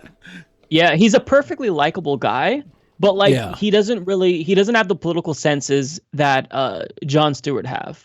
Like, he's super like hacky. Like, I remember this was like his second year or something like that. But Obama was doing these Wall Street speeches, and like he did a segment about how, oh, and everybody's criticizing Obama for these Wall Street speeches, but I say, fuck that, Obama, make that money. And he was like so proud of it that they put out like this panel of him saying that, and we're like, actually, that's kind of fucked up and stupid. Like, what? That's not funny. George in the pleb chat says, actually, I hate Trump voters more than I hate him. That's kind of like Juggalo syndrome, right? Right. Like, I would probably like Insane Clown Posse more if their fan base wasn't so fucking ridiculous. It's Juggalo syndrome. Funny. I can see that, though, because they are vicious as fuck. Mogalos. Yeah. Mogalos? Yeah. Yeah, I mean, Juggalos were classified as a gang. Yeah. By the FBI, I think. What is a Mogalo? Yes. He wears a Trump hat. At one point, they were registered as a gang. That's interesting. I did not know that they were registered as a gang. I just remember like interviews on YouTube with people who would talk to them, and it was really weird and cringy. Now, Insane Clown Posse was signed to Disney Buena Vista Records for a while. Yeah, the same record label as Britney Spears at the time. Yeah. So say what you want about Jive. They were on Jive. Say what you want about Disney, but those motherfuckers signed Insane Clown Posse. That's crazy. Anything's possible. I've never heard them. The only song I know is the meme from like back in the 2000s. The fucking magnets. How do they work? Yeah. That's ridiculously Saturday Night Live. You know you're big when you make it to Saturday Night Live. I would say at this point, feel free to read off some of them Streamlabs, and then we'll move on to the next part of the show. All right. Let me pull them up. We have a big time Ollie again. Thank you for your $100 donation, and PTM for your $150. They both showed much love to you, Mike. Thank you again for being on the show tonight. Wow, appreciate it. The Robot Chicken MLP says, I'm behind at the mention of pro Jared. I've actually seen someone say that no one believed the allegations against Jared. This person literally did not pay attention. First DP Snapchat. Sorry, more convenient. Huh? Yeah. He sent a super chat, not Snapchat. Oh, super chat. SC. I read it as Snapchat because I have a premium Snap. But that I send dick pics. What are they talking about? I don't know what they're talking about. The mention of pro Jared. He said, I seen someone say that no one believed the allegations against Jared. Like they didn't pay attention to when everybody was dumping on Jared, because then it was turned out that the allegations weren't as concrete as everybody said they were. Exactly. So now people are turning on like nobody believed those allegations. Right, anyways. right. They're rewriting history with that shit. Mm-hmm. Yeah, and people who were reporting these allegations without any real evidence behind them are now acting like they weren't part of the whole effort to cancel him. Mr. Red 22 says, I just want to recommend Shani and her boyfriend's watch along of the last DP episode. It's long but entertaining. Someone get us a clip, because I don't want to watch. Clip the highlights. I don't want to watch for a us. long fucking version. I like of it when we started making ourselves echo really loud.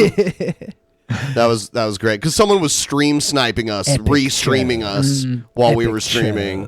On Joshua, Twitch, or? It was they were doing it on YouTube. On YouTube, and it's okay. I wouldn't report them for it, but we Tommy Sotomayor reported us once for doing it. Yeah, what a jerk.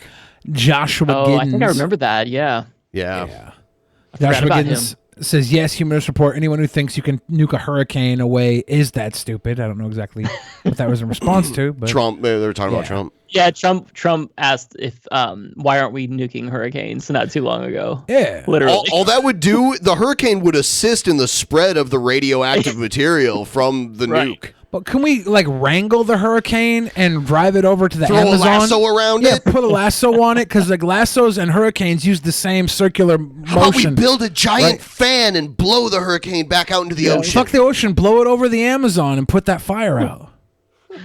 I think that's perfectly fair. A Holic Master says the reason that people are getting pissed off at Greta is because they have fragile egos. Old people don't like that a 16-year-old girl is telling them what to do, especially because she's right. Yeah. Dragon in the West says, I'm also surprised Trump didn't turn into Bush 2.0 for comedians. I remember every left-leaning making fun of Bush's incompetence from 2000 to 2009. Why not Trump? Yeah. And I think people have been making fun of Trump forever, since the 80s. But Trump used to be able to take it a little better. You know what I mean?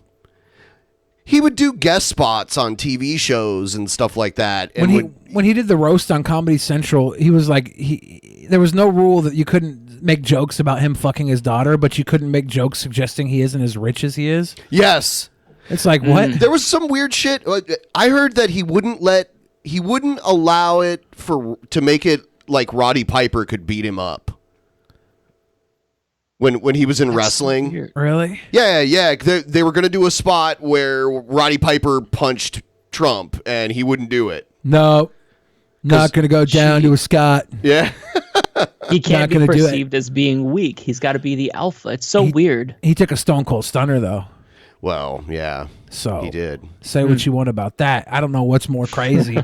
There's a crazy thing where there's an old WrestleMania where Jesse Ventura is in the ring talking on a mic, and he interviews Donald Trump, who's sitting in the front row at WrestleMania. And Jesse Ventura asked Donald Trump if he would endorse him if he ran for president. And Trump's like, yeah, I would. And it's so hilarious because Jesse Ventura hates Trump as president now. Yeah. So, but Trump now is different than Trump then even. Trump then was still a son bitch, but for other reasons. Yeah. Yeah. You know what? I forgot that we were going to talk about vaping before we move on to the next. Sick. Vape Nation. Like, who's behind the media frenzy that's targeted on vaping now? Tobacco bonds. That would be my guess. It's so weird. So? Like, bet. I don't know. It's weird. Like, I don't understand the hysteria for it. There's been how many deaths, and like we're freaking the fuck out. Yeah. There's I think there's been 12. Here's the latest that the I saw CDC today. is now reporting more than 800 confirmed and probable cases of lung injury associated with using e-cigarettes. At least 12 people have died. Nearly 3/4 of the cases are men, and most patients are 18 to 34 years old. Federal health officials still don't know the cause and haven't found a product or substance linked to all cases. But most patients had a history of using vaping products containing THC, the psychoactive ingredient in marijuana. Okay, so none of the legal vaping, it can't, okay, let me back up. We have legal cannabis products here with THC that I can vape. I have one right here. But this is inspected and heavily regulated. Yeah. So these products that are getting people sick, that they must be tainted. They are black market. They're using a different type of and plus they're not trying to cancel these things. They're trying to cancel flavored vapes. They're like just flavored nicotine vapes and shit. Right.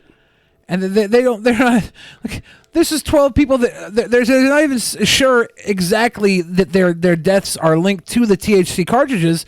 They just have the THC cartridges in common is what they're saying. These are 12 people that have it in common. They haven't brought it back to the cartridge being the actual problem. It's a lack of regulation. That's all. Because I have the same ones that you have, Ben. Like, it's a select brand. It's like quality stuff. You can buy different flavors, and I prefer that to like smoking a bowl. It's easier. And the thought of them banning that pisses me off. But I mean, legalize it then, regulate it. Like if that's what's happening, but because it's going fine here. They're not trying to ban weed here. They're trying to ban flavored vapes. Right. Tobacco, yeah. That's so stupid. I'm just so confused by this whole debacle. I'm pretty sure it's because the tobacco bonds are taking a dip. Not enough people are buying tobacco because they're going out and spending their money on flavor vapes instead. And they want to get people back in the tobacco zone. Yeah. Come on back, buy these tobacco products so we can get our payouts. Whenever the media picks up a story like this and they just push it and push it and push it, I have to wonder why. So it's just straight up sensationalism. Like, I remember back in 2014, like local news were all freaking out about Ebola when there was like one case in Oregon, and people just like, if you work people into a frenzy, you get them glued to the TV. Like, that's why in Oregon, like, I don't know if anyone, like, you guys probably can empathize with this. Whenever it's like snowing, like the entire like news just freaks out, like it's an apocalypse, and here, everything yes, shuts down. But it's because yes, I grew up in northern Ohio, and snow is just normal there. Yeah. But yeah, here they were freaking out. It's because nobody's prepared for it, and we have way more hills. Sure, and people don't know how to drive in the snow. They don't. Well, they don't know how to drive. Period. But when you add snow, they're not used to it. They're not used to the snow. They're not prepared for it. They don't get their little studs and snow tires. I know. My trash didn't get collected for over 2 weeks because of it. I'm like, really?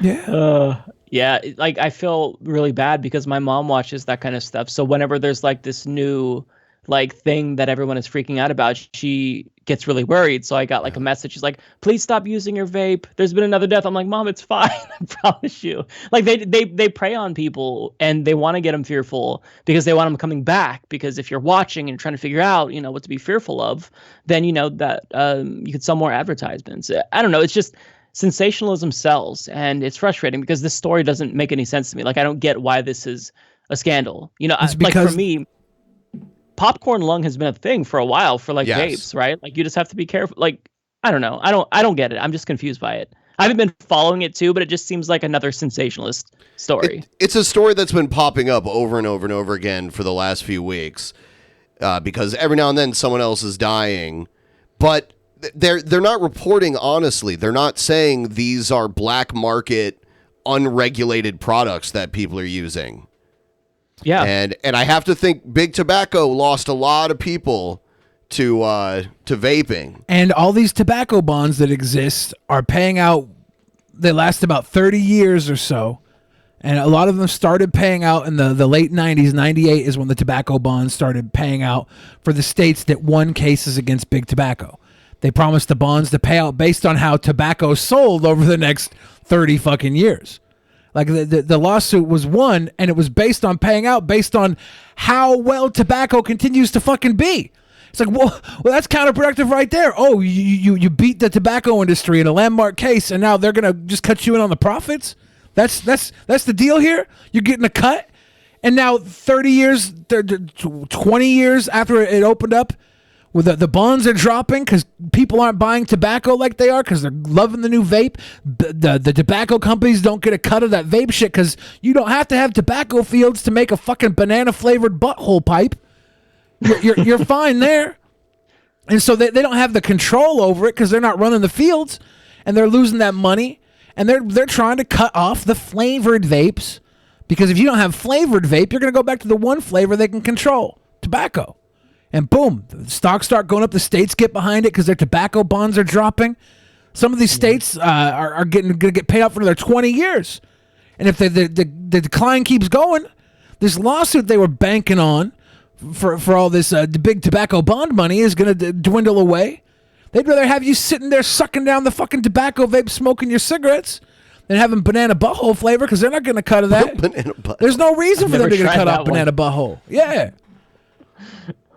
It's well, and think about how it's so stupid the way that our society operates, because it's like you see a mass shooting like every other week where like a dozen people die, and then we can't even talk about the prospect of maybe doing like background checks. Maybe it's video games, but then you have like 12 deaths nationwide from vape, and now we have to ban it. Like you can tell exactly where the money is influencing like which policies, and it drives me nuts because you should be able to see this. They didn't even say the deaths were from the vape.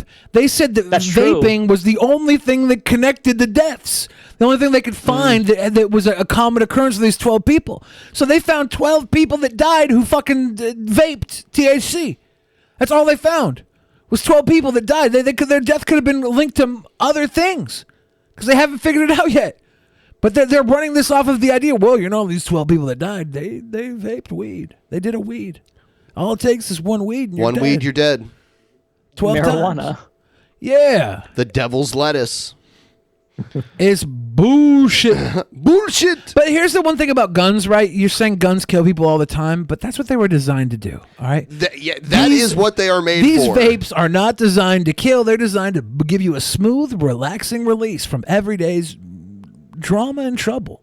Get yourself Vape Nation pen and slide away from your problems.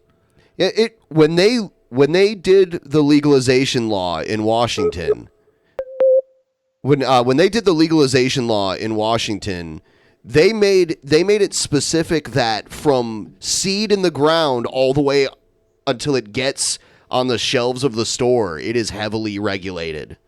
The entire time. They watch it. They even know right when they start to grow the product and make the product, they already know which store, because it's labeled which store it's sold at. So it's tracked from the very beginning. Yeah. So it's incredibly, like, I don't think people realize how regulated it is. Like when we go into these shops, like you have to be given a card about, I don't ever read it. It's like the dangers or something, or responsibility. I don't know what the fuck it is. They put it in like these sealed bags when you walk out with it, with a big label on it. Like the shit is extremely professional, heavily regulated, and it's fine. Yeah. People love it. It's really cute when I see like an old lady in there buying like a pen just for the not with THC, but just like CBD oil. And she's like, "Will this help me sleep better?" Yeah. And it's just cute. It's cute. It's making people happy. Like, fuck off. Yeah, one time my parents came to visit me from Ohio, and I took them to a weed store, and my dad kept laughing about how most of the people in there were about his age, like in their 60s at the time. Yeah. So, yeah, it's pretty cool. A lot of people for the very first time are going in. It's funny because like last year, or no, it was the year before, I bought my mom and my mother-in-law both little vape pens with THC in them, and we gave it to them for Christmas. And it was like, how fucking weird is this that like I'm buying weed and I'm buying it legally, and then I'm giving it away as Christmas presents? Like, how crazy is it? And then I you never go, thought like, that would happen. Right? But then you go to a different state and you can't even have like medical marijuana. It's like two different countries. It's so strange. Just imagine. It's so strange. Imagine how it's going to be when they legalize prostitution. You're going to be able to walk into a store. Do you think they will? They got to. I mean, there's a push for it now because it, like, sex work, especially with there's a bill that was passed, like SESTA, where they basically made it go back into the shadows, where they I can't remember the specifics of it, but like people would find clients online, and that protected them, because if they were like sketch, they can choose not to. So this kind of like, was that the law that killed? Was that the law that killed Craigslist? Basically, the Craigslist personal ads and Backpage and all those websites where sex workers. Backpage, yeah, definitely. Okay. It's been a while, so the details are fuzzy in my head. But ever since that, they kind of screwed themselves, because now there's like this really big push to decriminalize sex work, and it should be decriminalized. It should be taxed, regulated, and legal. Because first of all, it's so weird to me that if you film people having sex and you pay them, that's prostitution in a way. Well, isn't it? People are getting paid for sex. The only difference is that there's a camera there. Right. Like, how weird and bizarre is that law? That does not make sense. Yeah, because there's like a lot of old dudes with a lot of money that pay hot young girls to like have sex with them, but they film it and put it out as porn. Yeah, and that's perfectly fine though. Like, that's so strange. And like, think about how much safer like sex workers would be. It would reduce STDs. Like, there's nothing but benefits. But of course there'd be like Puritans, like evangelicals would be against it. But I mean, you legalize it, and then after a year they'd forget it happened. It just, the laws in our country are so stupid. Oh yeah, somebody in the chat. It's FOSTA SESTA. Yeah, I couldn't remember the first part. It's from about a year ago, I want to say. Yeah, I think that the real, like you say, the Christians or whatever, they're against the legalization of prostitution. I think the real people that don't want it legalized are those girls that troll Tinder for free meals. All those girls like, yeah, let's go to the Applebee's. I'll meet you at Applebee's, and you buy them fucking breadsticks and shit or whatever they have. It would help. Give them Cheddar Bay biscuits at Red Lobster. And then they're like, oh, thank you. I'm going to have a good night. You're like, oh, okay. It would help solve the incel problem. It would help. Yeah. Yeah. Yeah. That would. Yeah. Absolutely. And there would be like probably a lot of other good consequences that come up that we haven't even thought about yet. You know, like I believe in, I don't know if it was Colorado or Oregon, where teen use of marijuana went down once it was legalized after a couple of years. And everybody was worried about, oh, well, this is going to be marketed to kids if you let them, you know, purchase weed gummy bears. Actually, it went down because guess what? Everyone who's in high school, they're smoking weed because it's easier to get that than it is to get alcohol. You know, you could just... You can't walk into a store and buy alcohol, but if you're buying something on the black market, they're not going to card you. You know, it's very bad public policy. It's so fucking stupid. I've been to the Netherlands several times, and there's legal prostitution there, and it's safer for everyone involved there. Yeah. Everybody, they have to have a license and get tested, so the STD rate spreading is way lower than if it was all black market. They can call the police if they're feeling threatened by the customer that's with them. So what's safer keeping for me, everybody? What's keeping me from running a business where I just like provide a girl and a guy pays me? He produces his own porn film. I provide the girl the space and the camera. I film it for him. When he leaves, I give him the tape. I don't know. I feel like that would be a loophole that could potentially like be exploited. Fuck exploited. I'm saying I'll give you an app. You can pick your girl you want to be with. You can book your time. Come in. I'll film your little tape for you. I'll edit it with a cool little graphic that's like, hey, this is Dave's bang party, and then give you your tape. Goodbye. Yeah, I don't know. Let's move on to my favorite segment. Let me, you know what? I'll speed it up like that one guy said I should do.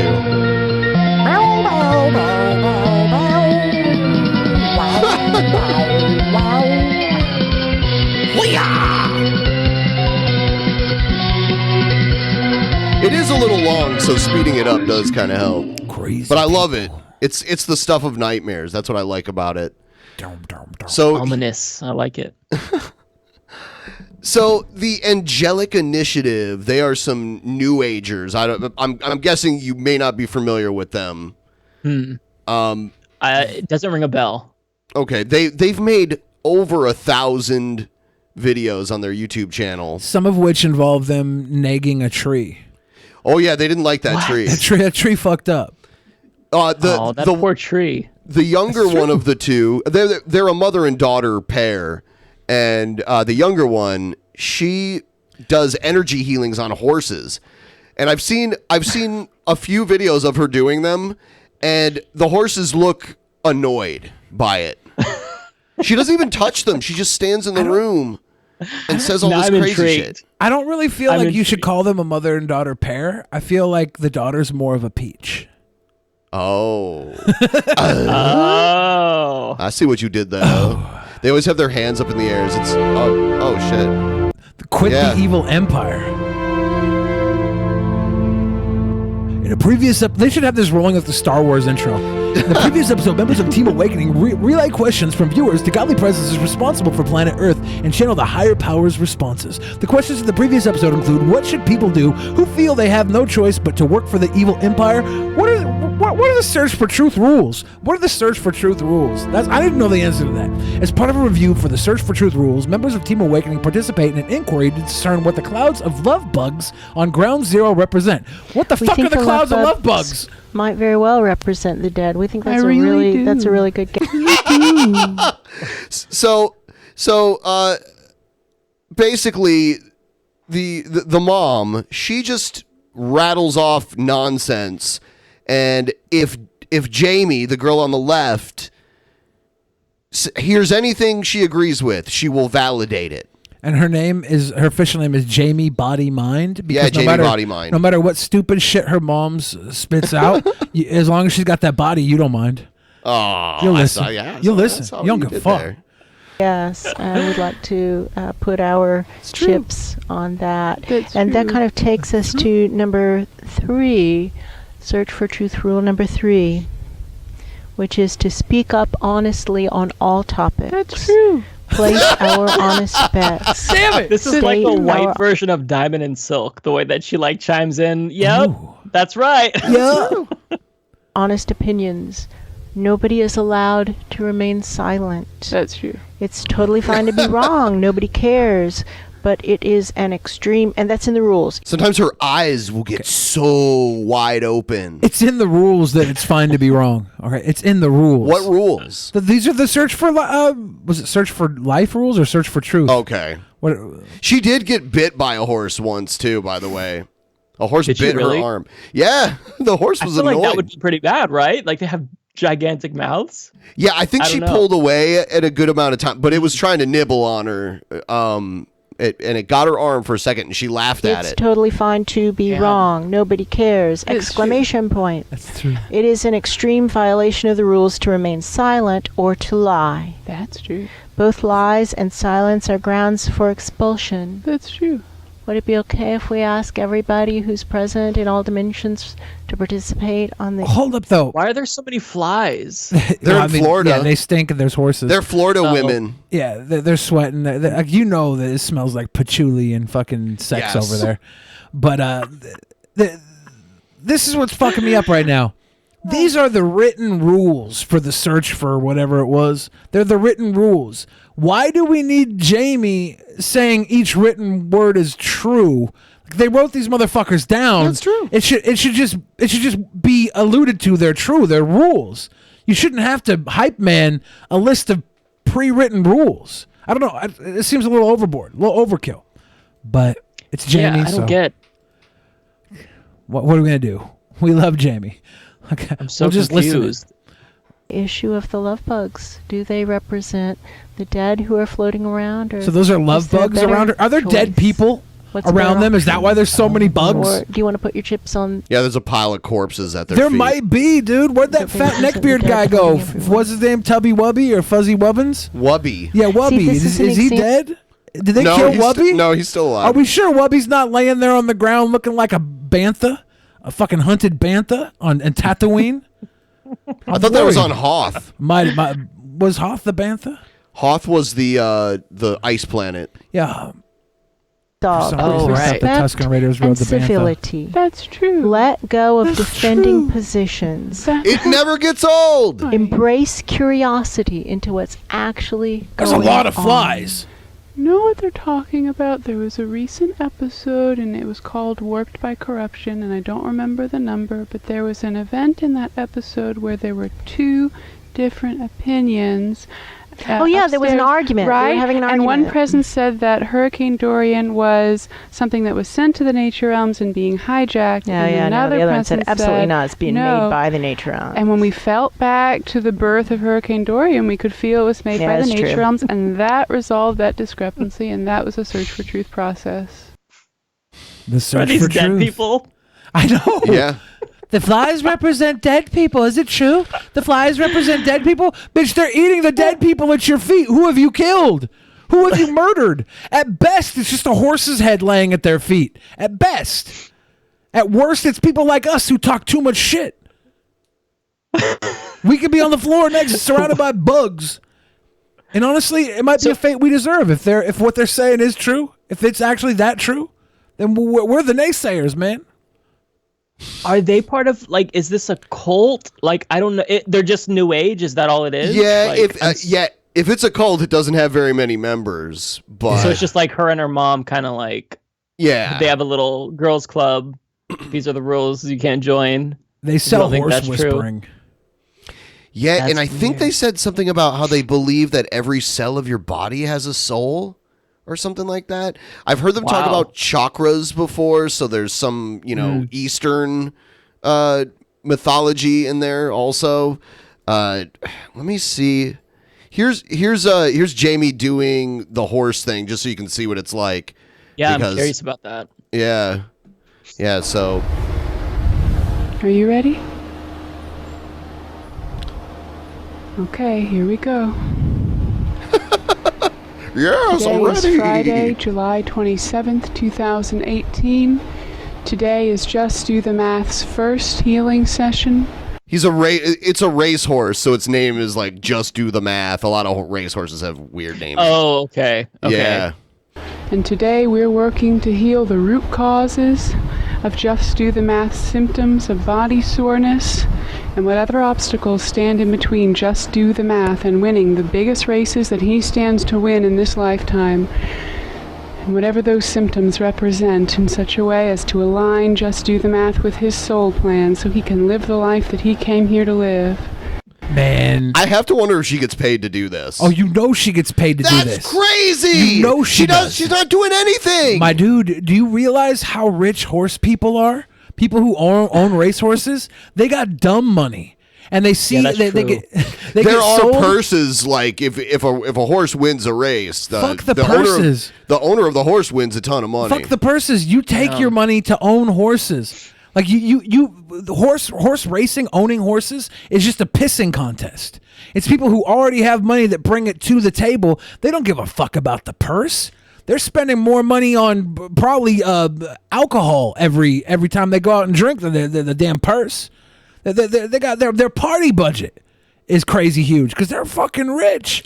They got horse racing money. This horse gets right at first. The horse is just like sniffing her hands, like, "Is there food?"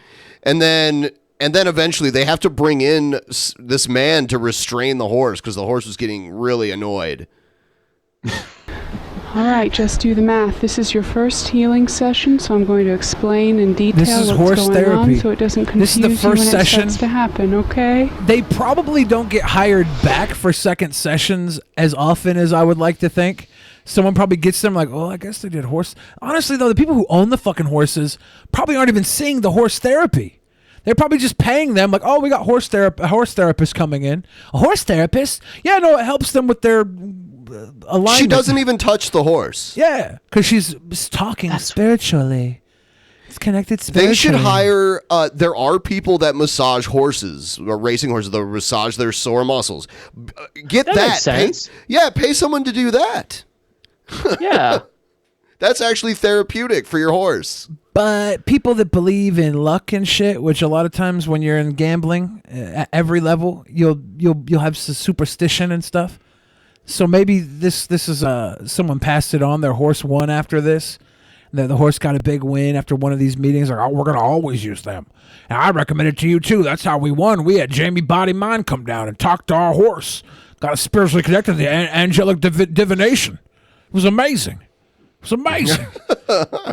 Oh, you got the horse whisperer to come down. Yeah, that's the girl with the big boobies that jumps off the sky, right?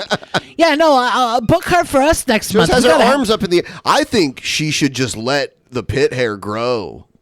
No, man, because you would expect that from her. And she could dye it different colors. You would sometimes. expect that. I say subvert expectations. Her arms are always up. Yeah. Every time I see her. The fact that she ain't got no hair is what's surprising to me. Yeah. I don't know what to think about this. And my only thing is like, okay, if this makes you happy, that's cool. As long as you're not hurting anybody. But yeah, sure. Why would you film this and put it on the internet? Why? Well, she probably films it for her channel because they have thousands of hours of them talking to trees and bees and other shit. Damn. But also, I wouldn't be surprised if she films this to send back to the family that hires her. So like they're never gonna have the time to watch this anyways. They're rich people. They probably weren't there to meet her. They probably didn't interview her. Oh yeah, get the girl over, and she does it for like, here's the tape. And they're like, oh cool, there's a tape of our horse being fucking fondled for an hour. Not fondled. Yeah, she just talks to the horse. But they probably think the horse is getting its belly rubbed or something, even because they don't know. They don't care. They're rich. They're just like, she we're like gonna have the crawls therapist come. into its spirit. Yeah. It's crazy. She'll like. There's a part in this where she's like climbing in. It's like Ace Ventura climbing out of the rhino in Ace Ventura, the sequel. When he falls out of the rhino's pussy. That was crazy. Yeah. Oh my god. There's even we have a meme called Hi Billy, and someone even incorporated oh shit, this one isn't it. Hold on. Why are you holding a gun at a woman, Billy? Dude, it's my right. It's my God-given right as an American. It's my God-given right as an American. You think I give a fuck? I had one with Jamie Body Mind, but I have to find it. How many viewers do they get on that? I'm curious. Not a whole lot, but there was a popular YouTuber that went to visit them and did.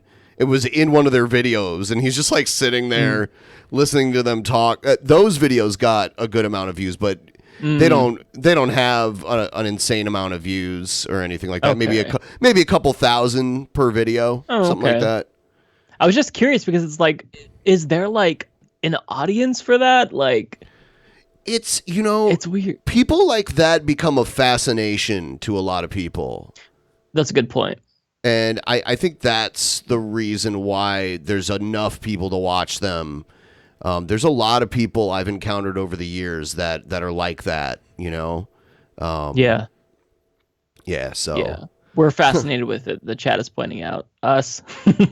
Yeah. That makes sense because I am curious. Like I want to see more. I want to be a fan. Yeah, they're the Angelic Initiative. So Angels has something to do with it also. Not only have they surprised me in some of their videos, like when they shit talk that tree, I was very surprised. Yeah, they talk to spirits and trees. Not only has that surprised me, I'm surprised at how much just the simple "that's true" gets me still, because it happens all the time, and I'm still like popping for it. Yeah, it's crazy. There might be something to these women. They might be connected to a spiritual realm, and that's why I'm feeling this way every time. The affirmation What they're saying of truth is resonating. It might it's be resonating with you. I don't. Although get the it. tree thing, I feel like if you're berating a tree, that seems a little out of character for them, You especially would what think. they're going for. But I don't know. In their defense, the tree was being an asshole. The other trees weren't, because they pointed it out. Like the tree You in do the have to hold it backyard. accountable. The tree in the backyard isn't acting this way. And they go to the tree like, we're all gonna die. The tree in the backyard's gonna die. The bush is gonna die. We're gonna die. You're not such a big man, tree. You're not such a big man. You're gonna die. It's like, what the fuck? What's going on? It was nuts. That sounds amazing. That's true. Yeah. They were peer So pressuring. was that tree. you filming a movie though? Seriously? Yeah. Okay. It's on the set of the new film Mr. Bleachers, coming out in the year 2020, starring Bill Fridge. It's not starring. Who else is in it? Elton John. It's not true. We joke about Elton John a lot because I believe, because Billy has told me at one time that a British musician offered him $10,000 if Billy would take a dump on him. And I always guess that it's Elton John. And I swear it's not Elton John. But if it was, I wouldn't tell you that it was. But I swear it's not. I think that you told me about this before, or maybe it was on a different podcast. But I feel like if you told me a British musician, the only one I know is Elton John. So that's just where my mind would go as well. Yeah, you don't think Ozzy Osbourne would chuck me a $10K to dump on him? Well, I don't. Maybe. I don't know. Yeah, because you didn't think it could be someone metal as fuck. Well, I mean, they wanted to have gay sex with you too, and I don't think Ozzy Osbourne is gay. Yeah, and you think that I am not superseding sexuality? At the time, I was 600 pounds. They wanted me to be 1,000 pounds. They wanted to feed me up. I mean, yeah, okay. Like that's not about man or woman at that point. That's about the flesh. That's the fatness. They just want that fat body. Okay. Ozzy could be into fat bods. Look at his chunky little kids. They're not chunky anymore. Oh, damn it. Yeah, I they're haven't both seen thin. them in so long. What? So how did they Okay, I'm curious because you might have explained this before, so I can go back. But how did this come about? Like, did they just shoot you an email and hey Billy, can you take a dump on me? How did this happen? They were at first they were like, hey, are you looking for sponsorship? And I'm like, what does that mean? You want to sponsor my rap career? And they're like, no. I would like to pay you. I think they wanted to give me $1,000 a week for groceries. Yeah, he wanted to cook for you too. Oh yeah, he wanted to take me out to eat and feed me with meatballs until I had to crap so bad. It was very strange. And then he was like, how much for me to have sex with you? I was like, I'm not gonna, you're not gonna fuck me. And he's like, no, you can fuck me. How much? I was like, I don't even want to talk about this for less than $50,000. And he was like, no problem. And I'm like, I should have said 100K. Yeah. I should have said $1 million. I want to say a number that I thought he'd be like, nah. But then he was like, how about just to take a dump on me, 10,000? And I was like, what? This is strange. But I Rich at the time, people. yeah, at the time I was the Marilyn Monroe of fat people. I was like, yeah, you know, he went to the Heart Attack Grill in Las Vegas, and they have a scale you can step on to see how much you weigh, and if you weigh over a certain amount, they give you a free meal. And he stepped on it, and the owner showed up. Like, it triggered some alarm or something, and the owner showed up. Because how much? Where were you at that point? about 600. Yeah. So, like, bells and whistles went off. The owner showed up and he offered me a job as the spokesperson because their last two spokespersons had died of heart attacks. The one had died like just a couple weeks before I came in. Yeah, and you get free Heart Attack Grill food for life. Well, you get free food as long as you're over 350 Right. pounds, no matter what. Right. But he was gonna like have me really? get like little dwarf lap dances and stuff. Like it was gonna be the life. I honestly should have done it. You might be dead now. I would be dead now, dude. Yeah. When I started coming into Bellevue to do this show, I was riding the bus and I'd have to walk up a hill, and I was getting winded halfway up a slight incline. Dude, those bus seats are small, too. Yeah, I'd have to take up an entire row. They're small for me. It was bad. I was Those are- ready to die. I would be dead right now if I didn't go on a diet. I'm pretty sure of it. Me and Damn, you lost so much weight too. Yeah. Like it's crazy. Good for you, man. That is insanity. Like that's willpower. I mean, I'm still fat as fuck. That's the worst part. I'm still fat shit.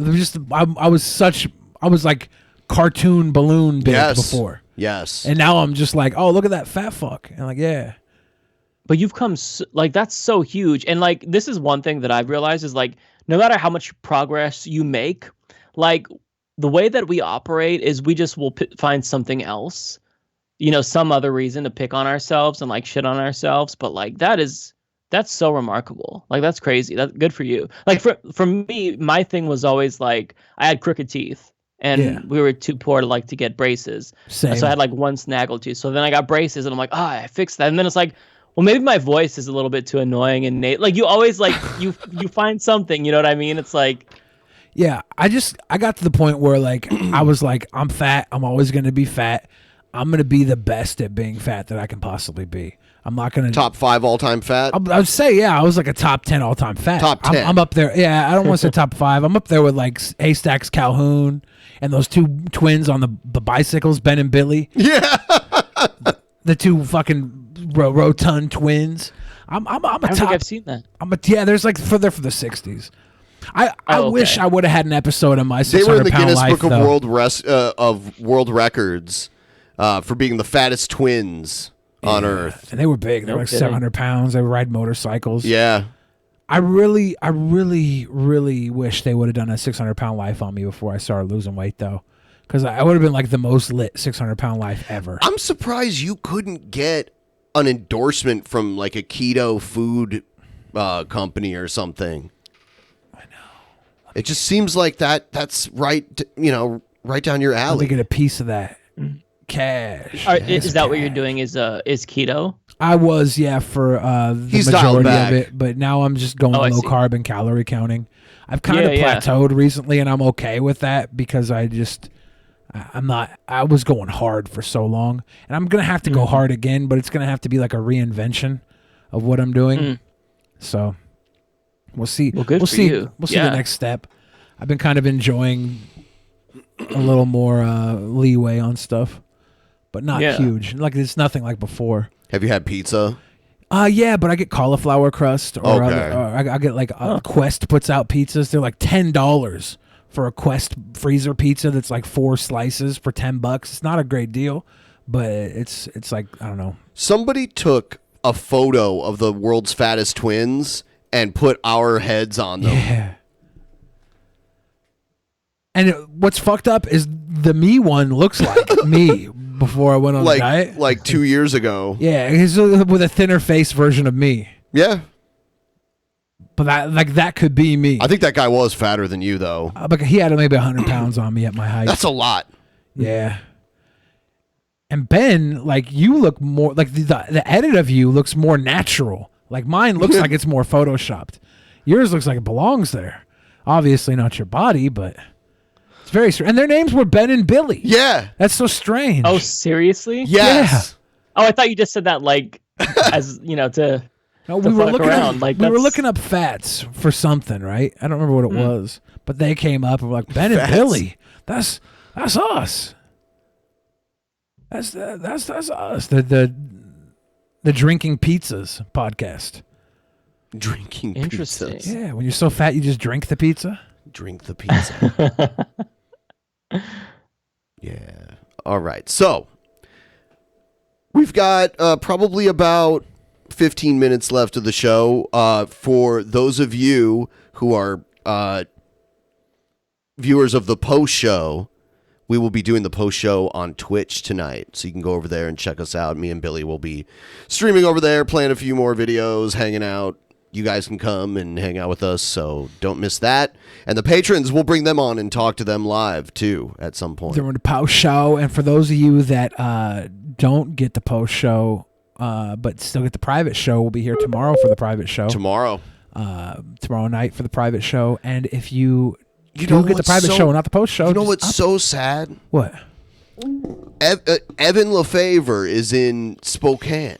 Really? Yeah, and he wanted to come out here on Saturday and be on the show in the studio, but his train on Saturday leaves too early, so he couldn't possibly make it. What time does his train leave? I don't know all the details, but that's what he told me. Is he free tomorrow? I don't know, but he was, like, it's a private show. Yeah. I think you'd be more interested in being on like a public show. I would like him to be on the public show too. But Yeah. maybe if I we mean, had we him in do here, a public show we'll before do the a pre-show. If we had him here for the pre-show, maybe people would come join us for Evan. My guy. Maybe you should talk to him and convince him. I'm gonna tell him to get his little ass down here. It's 5 hours there and 5 hours back for me to go pick his ass up. 10-hour drive. So like that's not something I want to do. But you would? I would probably go pick his ass up. Wow. But I'd make him take a train home. I'd be like, it's on you to get home, my dude. Yeah, you take the Empire Builder out there, right? Yeah, it goes from Spokane back here. There's a private show tomorrow. There's an actual show Saturday. Yes. So we got to get his ass. I wonder what time the train comes. Get his ass. You're on gonna the look train. that up? Yeah, get him out here. Get that boy out here. Yeah, that's it. He's a buddy of ours that we've streamed with multiple times, and he lives far away. He just like ended up out in this area, so we're like, man, but he's still kind of far away. Yeah. Just He's far on the other enough. side of the state. Yeah, he's almost in Idaho. It's 5 hours away. If I go over there, I might need to sleep over at someone's house. So if you're watching, Yeah, and that's you a live in Spokane, long, miserable drive. Yeah. 5 I can't hours. sleep over. Through We the got- desert we got a most of show the way. tomorrow and Saturday. I got no Yeah. time for this. How much is a I fucking get plane antsy in ticket? like a 20-minute car drive. Like He's 20 also- minutes, I'm like, fuck. You also have to drive through Snoqualmie Pass, so you're driving through the mountains at the very beginning of the drive. You're driving all through the mountains. Fuck that. And that takes forever. There's $49 from Spokane to Seattle Alaskan Air. Let me see if we can get one for tomorrow. You can fly over here, and then he could be on the show. I'll go pick him up from the airport. I'll do that shit. But I need it tomorrow. What day is it today? The 26th, 27th? Let me see where the hell is. Yeah, Billy's doing some hard research. It is Why is the 26th. It's not letting me change the date. Are you looking at the train schedule? I'm on AlaskaAir.com to fly his ass over. You'll fly him? I mean, it's cheaper than a train. Is it? Yeah, flights are cheaper than a train for most flights. I'm not seeing the damn date change. Taking the train from Seattle to Portland is way cheaper than taking a flight. From Seattle to Portland? Yeah. Seattle to Portland's like $59. Well, For a flight. For a flight. So for like a train, it would be like $30 with the saver fare. So yeah, it's a little bit cheaper. Yeah. This says 49 one-way nonstop. But I cannot get the date set up right. I don't know, dude.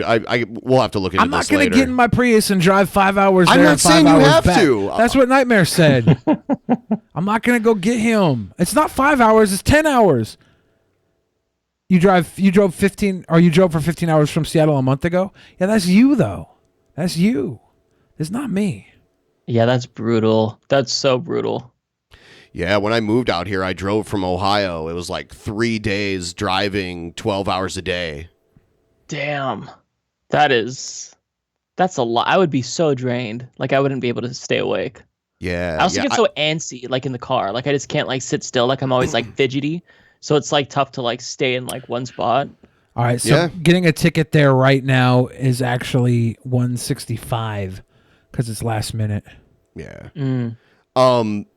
That's just one way. Yeah, I drove through Indiana, Illinois, Wisconsin, Minnesota, North Dakota, Montana, Idaho, and Washington. I drove through all of those states. Damn. Took forever. The thought is like unfathomable. Yeah. And plus, you can't play Pokemon Go through the mountains. So why the fuck would I drive all the way to Spokane to get him? Good one. So we have a couple minutes left. Did we get any more Streamlabs or anything? I think there was one from Killer 99 said, to be fair, Marianne Williamson said we could defeat Tornado with positive thoughts. Marianne Williamson was crazy as shit, but she was positive as fuck about it. She was positive. Like, yeah, she was like crazy, but good vibes. You loved her for being how crazy she was. You're like, she grew on me a lot towards the end. She's like I'm acting like her campaign's over. I pissed her off though about a month ago because you tell her unicorns weren't real. I that probably would have done it too, but no, I tweeted at her because she, like, each candidate will submit answers to questions that the Iowa Action sends them, and she said that she was not for Medicare for all. So I'm like, come on, you said that you were in favor of it, so shame on you. And I tweeted that to her, and then she responded, "This is not accurate." So then I'm like, okay, I'll delete it. If you can clarify, that'd be great. And then I forgot where she said it. I don't know if it was on TV or something, but then she doubled down. She's like, no, I'm in favor of a public option. So I'm like, so I was right. What the fuck? I thought you were about love and healing and shit. Come on. Crystal healing. But she seems like a sweet person. I don't know if you guys saw her interview on the Rubin Report. That was so entertaining. I did not. I can't stand Dave Rubin, but she made it worthwhile. I watched the entire thing. I would probably watch that, yeah. You should watch. It's really fun because she was like, you can see on her face that she was like genuinely puzzled by his stupidity at some of the questions that he asked. Like, it was so bad. He asked something like, so are you running for president or would you prefer like a sort of side thing? And she's like, I'm running for president. And I'm like, why are you asking her if she's running for a side thing when she's running for president? Why would you waste your time on that? Like, you're sitting here with a presidential candidate. You can ask them whatever you want. And you ask them if they want to be on a side thing or whatever. And then you effectively ask, why does the government do stuff? Why can't we have, the private market do this or whatever? Like, it was bad, but she made it really funny because you can tell she was like irritated. And it's worth watching. That's the only time I'll endorse watching the Rubin Report, is so you can see him get dunked on by Marianne Williamson. Oh man, that's gotta suck when you get dunked on by the lady who wrote Harry Potter. She's an author, right? Yeah, she's an author. She was also, and I don't know if this is correct or accurate, she was like Oprah's spiritual advisor. Oh yeah, that's why I love her. Yeah. But I think that she said that she wasn't. But like, that's basically the descriptions that I saw, and maybe it wasn't, like, maybe that's not the technical term that she used, but it seems like that's what she was. And she wrote, like, I guess she's super big among like these Hollywood like celebrity Beverly Hills circles, and all of them love her. Like, Alanis Morissette like wrote a theme song for her Senate campaign, I think it was before. Like, she has a pretty strong following. It's really surprising to me. She's written. I didn't know anything. She has 4 New York Times #1 bestsellers. She's written 13 books, including 4 New York Times #1 bestsellers in the advice, how-to, and miscellaneous category, as well as Harry Potter series. And she has a volunteer food delivery program that serves homebound people with HIV/AIDS. They serve them the AIDS, and other life-threatening illnesses. She is also the co-founder of the Peace Alliance, a nonprofit education and advocacy organization supporting peace-building projects. We don't need Marianne Williamson in the White House. We need Marianne Williamson in all of our houses. She's got to be the new house mom for America. She seems like such a sweet person. Like she genuinely seems like well-intentioned. She doesn't really know very much about policy details. That's evident, but it's hard to not like her. It's really hard to dislike her. Same like Andrew Yang. I don't agree with Andrew Yang politically. I think he has some good ideas, but he's such a nice guy that you can't not like him. His personality, he's so endearing. He's just cool.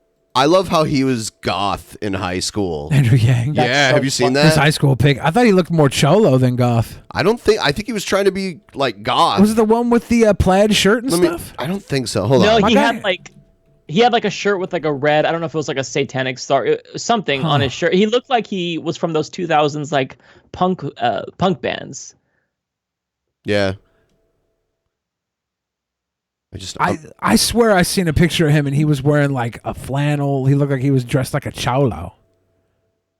It was a group photo. I don't know if I've seen that one.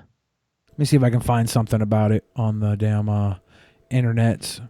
On the internets. It was a group photo. Everybody else was wearing a suit. He was wearing a plaid flannel. He looks like he's in a Korean boy band here. Isn't this like a BTS photograph? Yeah. I was about to put that one up on the screen. And then right here. Yeah, Yang Gang. And then there's another good one here. This boy, he could take Sean Astin's spot on the Goonies. Fuck the racist character from the Goonies. 90s hairstyle. Yeah, he could be the damn Samwise Gamgee of the Goonies. Here's another one that I just found that I'll pull up right here. Yeah, that's a very punk type of hairstyle, I feel like grunge. It's funny how you can tell the era that a photo was taken just based on the hairstyle. Yeah. How old is he? Late 30s? I think he's in his 40s. Late 40s, I want to say. I'm not sure. Let's see. He is 44, actually. 44, okay. So mid-40s, okay. Yeah. Yeah. Oh, and here he is about to stand outside of his girlfriend's house with a boombox. Say anything. See how he has a trench coat? The duster. Badass. Man, I want to see the damn photo of the group photo I saw of him. Everybody else was wearing a suit except him. He just looked like he was loked out with the damn plaid bullshit Nirvana looking shit. Nirvana. It looked cholo, but then I was like, it could be lazy Nirvana. But they would usually back in that era, yeah. Grunge would wrap the same thing around their waist. It would be like a waist hanging plaid. The cholos would wear it and button up the top button. And he had I don't know if he had the top button buttoned up, but he was wearing it very gangstified. Gangsta. See, it says here, here's one of the articles I saw about this. Andrew Yang identifies as ex-goth, challenges Beto O'Rourke to a skate-off. Damn! The Cure, the Smiths, Joy Division. You know it's a presidential race when you're getting challenged to a skate-off. Although I don't think it's a good idea because I don't want him to raise Beto O'Rourke's national name recognition any higher because he's starting to pass them. I fucking hate Beto. You don't think he would school Beto? He wouldn't just... Yeah, I would like to see that because I can't stand Beto because he's such a smug shit and Yang is more down to earth. So I would like to see Beto get owned in some way skating. How fuck would it be if Beto beat him? I just remembered, this just reminded me that Morrissey's coming to town. Oh yeah? I was like, yeah. I'm a fan of Morrissey. Does Morrissey, he humps young boys, right? What? I mean, he humps boys. I thought it was young boys. I don't know what you're referring to. Maybe I'm wrong. You're always trying to throw those accusations onto people. You do that a lot. So, Billy. Yeah. We're going to wrap up the show now. Are we? Yeah. Well, I'm busy trying to find stories about Morrissey's sex life. Why? I need to know. You're weird. I need to know. It's really weird. What? I was talking with somebody about this recently. No. And you're remembering it all wrong. For some reason, you always go towards the like child molestation route. No, Morrissey is really into Latin American men, and he always performs in Latin America, even like the southwestern United States. He performs there a lot, and then from there all the way down to like South America, he's huge there. That's what you're thinking about, right? Probably, yeah. Yeah. For some reason, Menudo came up in my mind. Menudo? Yeah, with Ricky Martin. Oh, I forgot about them. Yeah. I don't think I've ever heard anything from them. They were terrible. I'm sure that's way before my time. All the boy bands were terrible. Menudo is also a food though, and it's delicious. That's where the band got their name. Yes. Menudo's a soup made with tripe. Yeah, I used to eat it when I lived in New Mexico. I don't think I've ever heard of that. It's kind of like a spicy minestrone with tripe. Oh. Yeah. Very good. All right. So we are going to go do the post show. Mike, thanks for joining us. You're welcome back anytime. Thank you. Have a good night. Good night, everybody.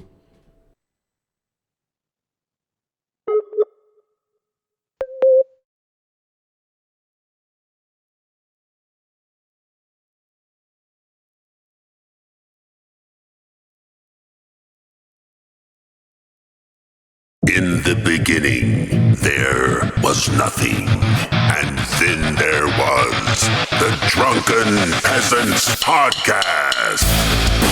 Drunken Peasants, Drunken Peasants, Drunken Peasants, Drunken Peasants. From the strangest corners of the internet, gonna get TP'd by Billy and Ben. You know where you can find them at. Get ready, cause they're gonna kick your...